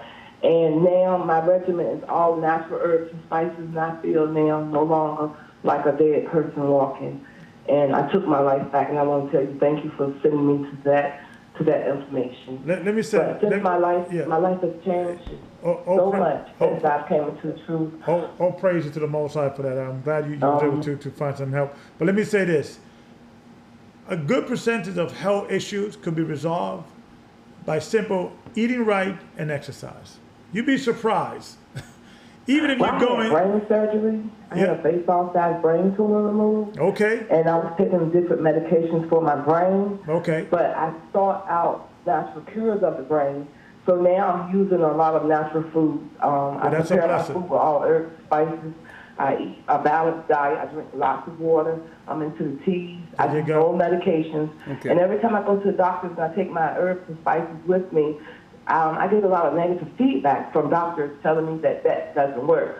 But I'm a witness that it does because I was having a lot of side effects from the brain tumor. Yeah, listen to your body. Large. Listen to your body. body. I use coconut oil, evening primrose, turmeric, black peppercorn. I use a lot of natural things. And when I no longer have to take any type of medication. It's been now 3 years since I've taken medication. Well, bless you, sister. That's a healing right there. Amen. Well, Amen. Bless you, sister. Bless you, sister. Thank you for the call. Thank you. And your testimony. But back to the topic. Hey, sister. Hey. Playgrounds are designed to make us feel like sister. Hey, we're sister. on top of the world. But because his playgrounds are a gateway to the gates of hell, hey, sister. It just helped me to appreciate what I've learned through church. Okay, that's by reading different books that the elder preaches about. Hey, sister.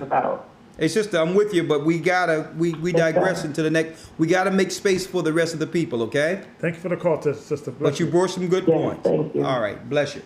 All right, going down the line here. I just have to be respectful. Be respectful. We're winding down. 575 area code. Someone asked, what song was that? That was a song, Show Me to the Water, I'm Sin. I think I wrote that song around around 12 years ago I wrote that song. Show Me to the Water, I'm Sin. 575. Got to record that one over, right? 575 area code. Shalom. Shalom. Shalom. I just want to say, back in the old church, many used to leave organizations for doctrine differences. And then they come together and say, now they're under disagree to disagree. Whether with a covering or without a covering, speak in tongues or not, to wear a beard or not. But GOC has one doctrine. I've been to Las Vegas, Dallas, Houston, Trinidad. Every bishop, elder, and deacon has one truth, what the scripture says. And now Spanish is available with the exact same GOCC teaching. And if you want to have a high level of knowledge, there is Hebrew Bible Academy. All points of doctrine and history are covered. Praise the Most High. And to top off all, GOCC congregations are opening up everywhere, around the world too. Yes, praise the And Most High. last of all, I just want to let everybody know I'm 60 years old. Age is not stopping anyone from receiving the true gospel or understanding the gospel correctly. That's what I have to say. Shalom, my brothers. Shalom. Absolutely wonderful. Thank you, my brother. Thanks for supporting. Man, this is something else. That's why I wanted an open-ended conversation tonight after a week of being blocked. You know, sometimes it frustrates me, but you know, I'm like, it wouldn't happen, Gabar, if we weren't doing something right. If the Most High wasn't using this, because they trying to go back to 2015 on a prophecy video. We're not even talking about anything personal or opinion. We're just breaking down what God said is going to happen. And because it's happened in real time, they're blocking the video and saying that it's hate speech. They don't want anyone out there to say, hold up, those guys in the white on the video said that this would happen in 2015, and it's happening. They don't want that. So they just say it's hate speech and just have you contest it, and then they'll just allow you the video to go again later. But while they're doing real-time events, they don't want certain things out there that can contest or to shine a light on their movements against our people. Because some people see Jeff Epstein. Jeff Epstein is an example, is a switch and bait. That's a switch and bait, Jeff Epstein. Peter Allen. But guess what? He's dead now. And now I'm like, I'm not even dealing with that. Let's see what laws they're looking to pass now. And one guy say, well, we have to make a way in which these victims can go after Jeffrey Epstein's estate. Jeffrey Epstein's estate. So that means if you put it on the books, R. Kelly now is in solitary confinement like John Epstein's supposed to be. And if he quote unquote commits suicide, you will have laws on the books to take his estate so his children don't have any money left with that $1 billion catalog. See, y'all have to look at things beyond what they're showing you, folks. Because why? R. Kelly's estate is more important than this guy, this Jeff Epstein guy. He's a character they just burned, folks. And I'm just showing you how everything is connected when you drop it. It's about sieging God's people and taking what belongs to them. Their God-given talent and what was produced from that is being stolen. Michael Jackson, Prince, James Brown, on and on and on and on. These gifts weren't given to the world by men. Whitney Houston, God gave them these gifts. So you have to look at what's really going on here, folks. These people that once was connected to R. Kelly has now turned themselves into this woman's group or foundation that's going to sue for the estate or have these girls come together and get a little piece while they take the bag. And you'll never know who did it. Wanted to put that out there. I'm digressing. Just put it out there for y'all. 701. It's all about a siege against God's people. 254 area code. Okay, 254. Shalom. Shalom, you're live. 254, you're live. Area code 254. Shalom, elders. Shalom. Shalom. Talk to me. Hi. Well, the main thing that has changed since I came into the truth is my level of confidence. Prior to, I used to live in fear. 3 weeks at a time, I would end up staying in the house. I would even be too afraid to go to the grocery store for monthly groceries. But since I came into the truth, I have a level of confidence and courage that I've never known that I would ever be able to walk in. That's a blessing. And I'm grateful for it. Praise the Most High. I'm not fearful of the enemy, and I see the plans that he devised against the children of God. I'm not even afraid of those who outright come out with words of ill toward me and my family. And I'm not even afraid of the unknown, because listening to the many teachings, I know that it's off inside of the Word of God. There's nothing that we should be fearful of, because he has not only us in his hands, but time as well. Mm-hmm. And I'm grateful. So that's major. And people underestimate stuff like that because, you know, in the other side, people in the world, they will go to the doctors, get medication, spend thousands of dollars in psychiatrists, psychologists. You know, so people understand the power of this book. Yeah. And how it could change lives. Even something simple like that. People think this is a small thing. That's a big thing. Yeah. That changed her whole life. She Yeah. was an introvert, Yeah. afraid. Right. But the Most High, through that spirit, gave her the courage. Yeah. Because a lot of that comes from understanding who you are and who your God is. Yeah. See, that key piece gives you courage and strength in itself. Right. It changes lives. Exactly. Sister, hey, all praise be to the Most High. That's good to hear. All praises. Thank you, sister. Thank you, sister. Thank you, sister, for sharing. Yeah. And let me make it clear. I'm glad she brought that out, because I can say, believe it or not, certain fears I used to have and challenges I realized were just, I would say, what I thought was heretical or just genetics from, you know, this is, I'm predisposed to the ghetto or whatever the case it is. Come to find out, these were psychological prisons we placed ourselves in.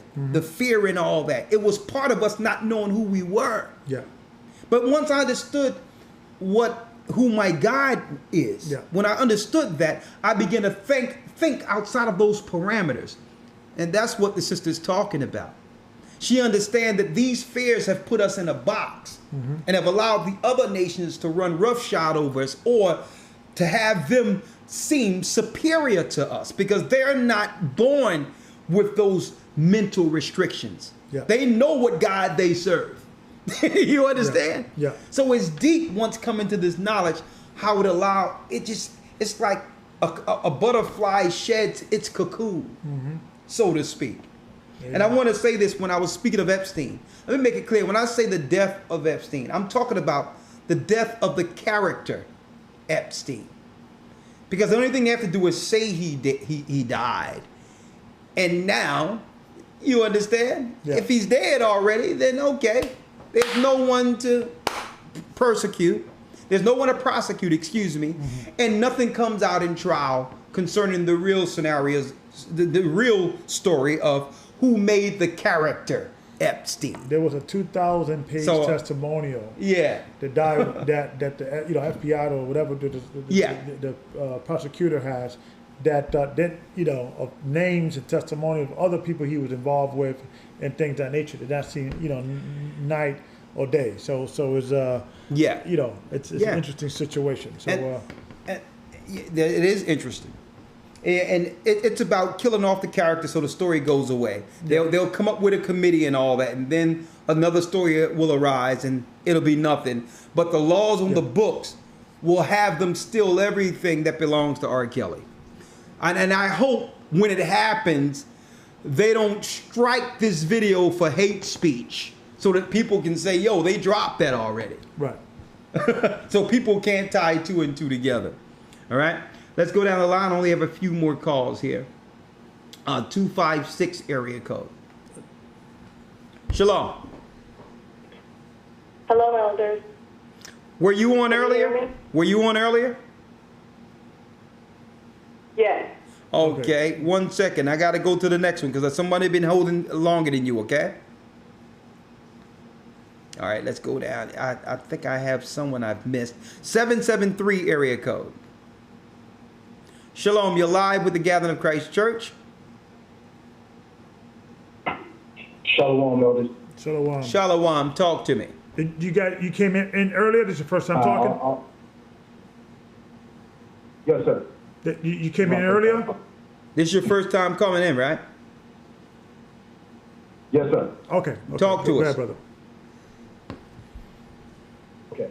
I was actually calling because what changed for me was I grew up in a violent neighborhood, and I became kind of obsessed with violence. I mean, like video games, boxing matches, just anything you could think of, Ultimate Fighting Championships.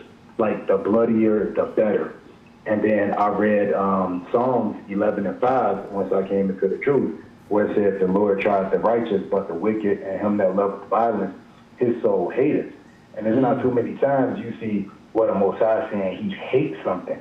So I was like, man, I got to get this together, and I got to start praying and fasting and trying to break this addiction to, not necessarily saying I was a violent brother, which I could be, but I was just addicted to watching it. And it was like, man, the Most High don't want me. You know how they say you got to guard your eyes and your ears and stuff like that? And I was like, he just don't want me watching this. So I had to kind of step away from that. And when I tell you that's all I used to watch, and I don't even turn my TV on hardly unless I'm watching y'all. Well, that's a blessing. How old are you, brother? I'm 39. So for years, as long as you can remember in your adult life, you were addicted to violence. Right? Yes, sir. Have you ever acted? All I ever wanted to watch. Have any of that played out in real life where you were violent against other people? A couple of times, yes, sir. A couple of times, you were able to control that, right? But now, the Most High give you, What'd you say? I'm sorry, it was kind of breaking up a little bit. No, But go ahead. He's worked on me. I'm sorry, go ahead. No, you were saying, brother. Go ahead. Yeah, so I was saying, like, one time in particular, something really bad happened between me and another brother. And my mom at the time was suffering from a heart condition, and she had to bail me out of jail, and she was letting me know, like, you're killing me. You're kind of making this worse. And the couple of days I was in lockup, waiting on her to bail me out, I was praying, and I was like, I know this is the fruition of everything I've been watching, and you've been dealing with me to get away from this. And when my mother said that to me, it hit me, you know, she's no longer with me. I was like, I'm probably contributing to her condition because she's worried about me every time she knows I walk out the door. Oh, man. So, you know, it's been what? years now, but brother, yeah, I don't look at it anymore. Brother, this call is so profound, and I wanted to spend some time on it. And that's why I allow you to talk. It's like, thank you, sir. Because so much negativity is portrayed out there when it comes to Israelites.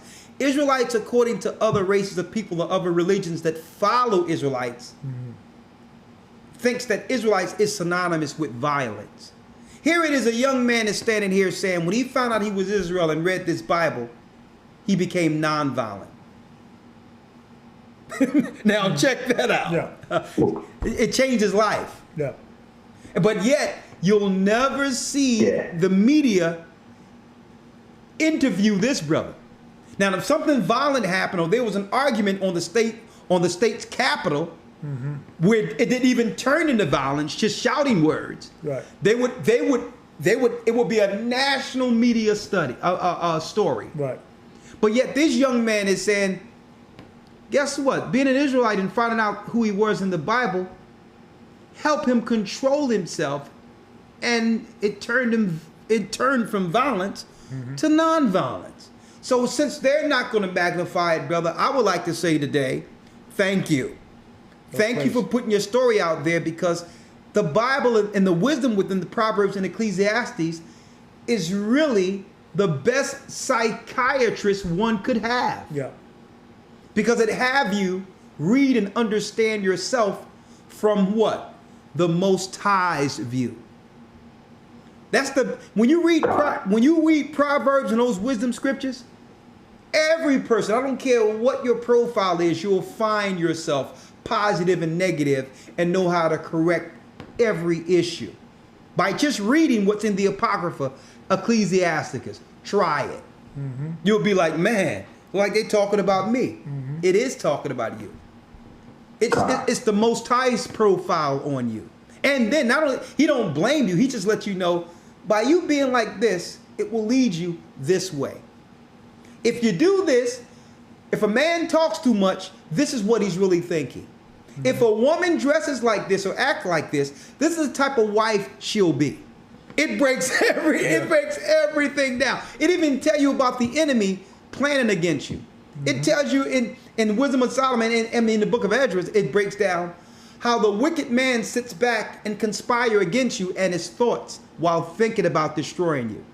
But thank you, brother. I wanted to put that out there. I appreciate you, brother. Thank you, elders, for letting me speak. Shalom. Shalom. Powerful. Powerful is what we're telling you, folks. And them people claiming the Bible's tampered with. What good is the Bible? The white man wrote the Bible. Somebody tried to text me talking about Shakespeare and Masons wrote the Bible. Let me tell you, they couldn't have been that precise. They couldn't have been that on point. Okay? I'm hearing the positive aspects of what the Bible brings and how it can change our communities and change us as a people. What's so bad about it that would have the world or people claim it's not the book for us? Name one thing that's wrong with it. They can't. I'm only going to take a few and then we got to eat something. I think we already got all the calls. Just to scroll down. I think we have all the calls, right? Yeah, I think we got, we covered all those. Yeah, we covered everything, right? We covered all those. Those are covered already. Alrighty. I think we're good. You sure? Yeah, absolutely. I don't want no email coming. And somebody reading me. Let me see. 901. Let me see if we got that one. That's the last one. 901. Shalom. Were you on earlier? Shalom, elders. Shalom. You no sir. I hadn't got through yet. See that? That's there you go. Come on. What has changed for me since the truth? I thank the Most High. I truly do for you elders because I've known I was an Israelite before I found the truth, because I believe, like you always say, that the truth is the true doctrine of Christ. And I feel like I found the truth when I found the GOCC. So praises be to the Most High. What has changed about me since then is that it has brought me peace and salvation, because I don't fear what this world can do to me anymore, because I fear the Most High.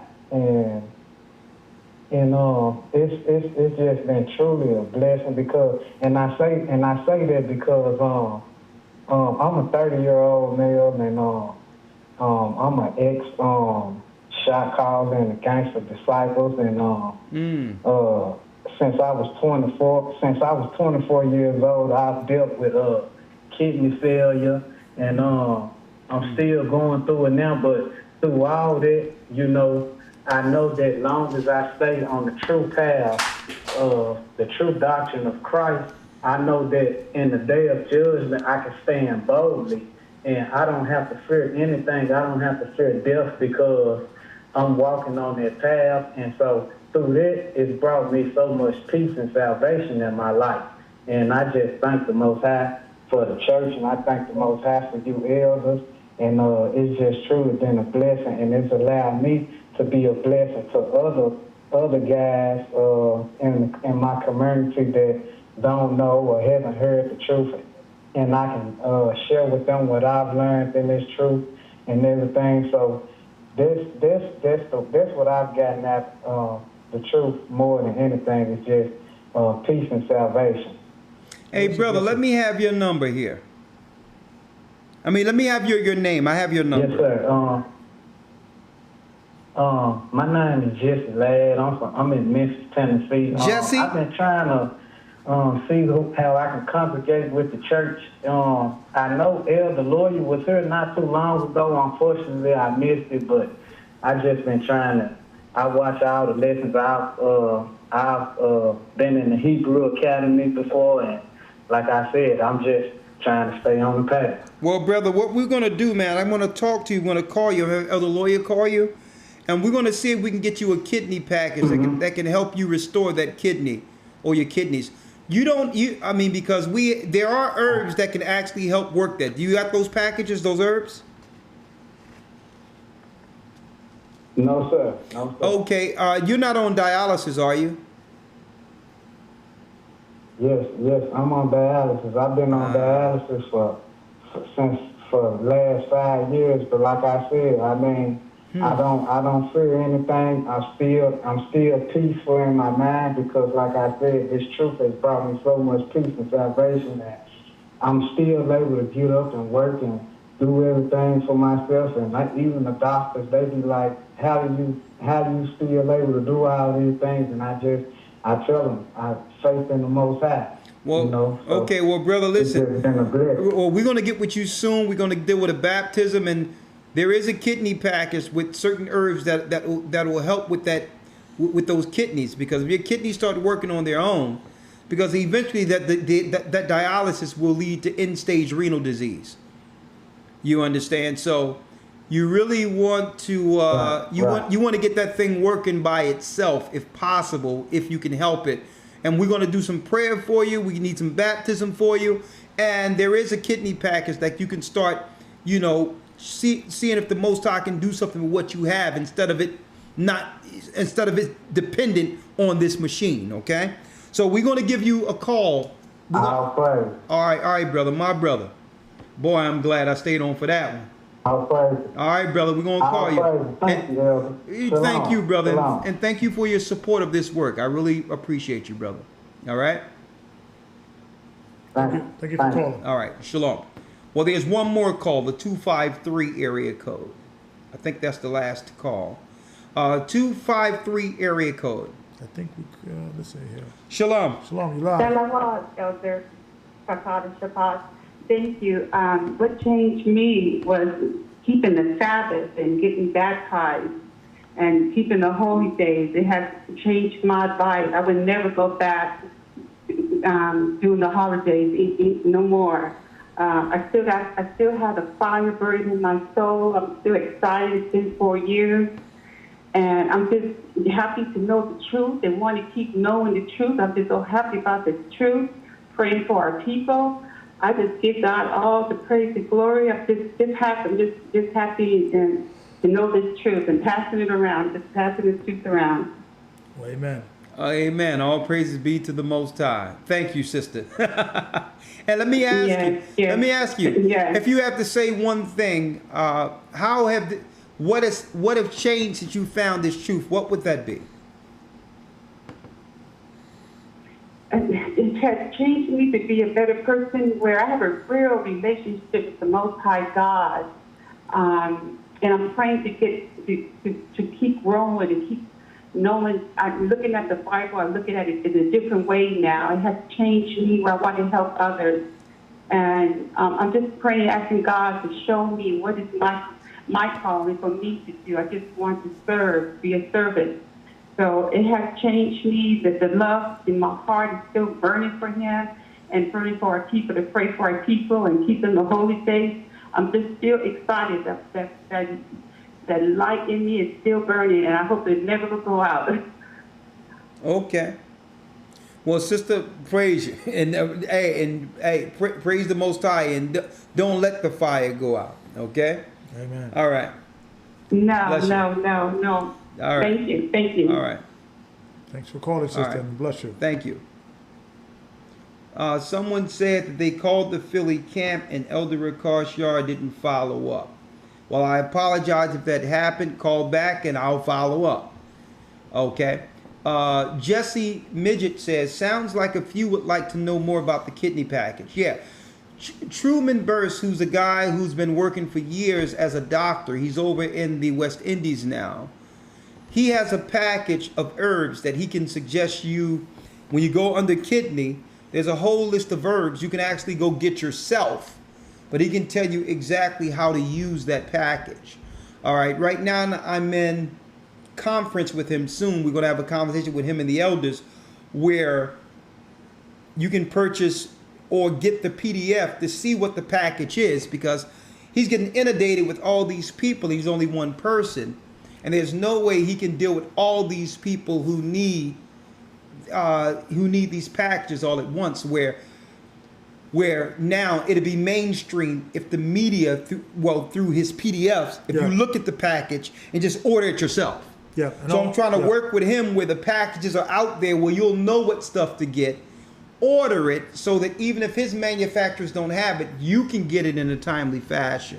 And also, Sister Shirley from 4 Healthy Minds, she sells some of Truman Burst's stuff. Okay, so the number 4 Healthy Minds. Yeah. 4 Healthy Minds. Sister Shirley, you can call her and ask her about it. And she sells some of them. Type in 4, the number 4 Healthy Minds, and Sister Shirley's number will come up online. She's from the Bronx. Her store is in Brooklyn, right? It's in Queens, Lawrence, New York, yeah. In Queens, New York. Yeah. And you will see her phone number and ask her about the package, and she'll direct you in the right place. Okay. Yeah, 4 Healthy Minds. 4, the number 4 Healthy Minds. Yeah. With that, I'm going to say shalom, and I thank the Most High for the truth in Christ. Said you shall know the truth, and the truth shall make you free. Stay prayed up. Sin not, brothers and sisters. We'll soon see Zion. And go listen to the song. Hey, the Gathering of Christ Church with this music is about to help convert our people throughout the 4 corners of the earth. Not just with the music, but dropping the truth right afterward. Get ready.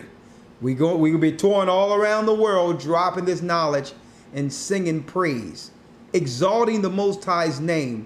Ahaya, Ashah, Ahaya, Bahashim Yeshaya, Wa Rawak. That's the Most High God who delivered Israel from the hands of Pharaoh, from the land of Egypt, through Christ, whose blood was shed on Calvary for our sins.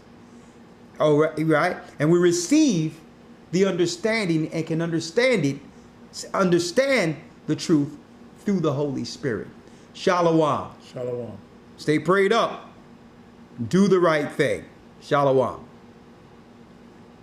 All right. All right. Oh, what a good day today. Yeah, blessings. Yeah. Oh, praises.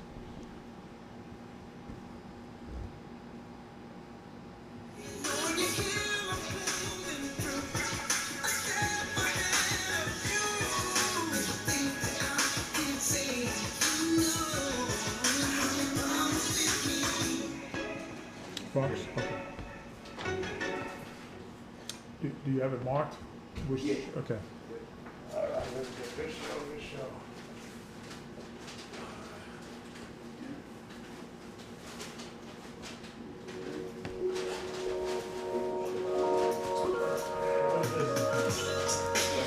Are you seeking to strengthen your biblical foundation? Join us in the Hebrew Bible Academy, where we offer 12 weeks of in-depth learning in a structured environment. Receive real-time news from Brother Shabbat and amazing lessons by Elder Ricard. Learn ancient Hebrew with Elder Lawyer. With 12 amazing lessons, you are guaranteed to learn more about your true biblical history and authentic Hebrew language than you would in a traditional Christian church for only a one-time payment of $150 or 3 monthly payments of $50. Join us at historytime.org and sign up today. It's not too late. See you in the academy.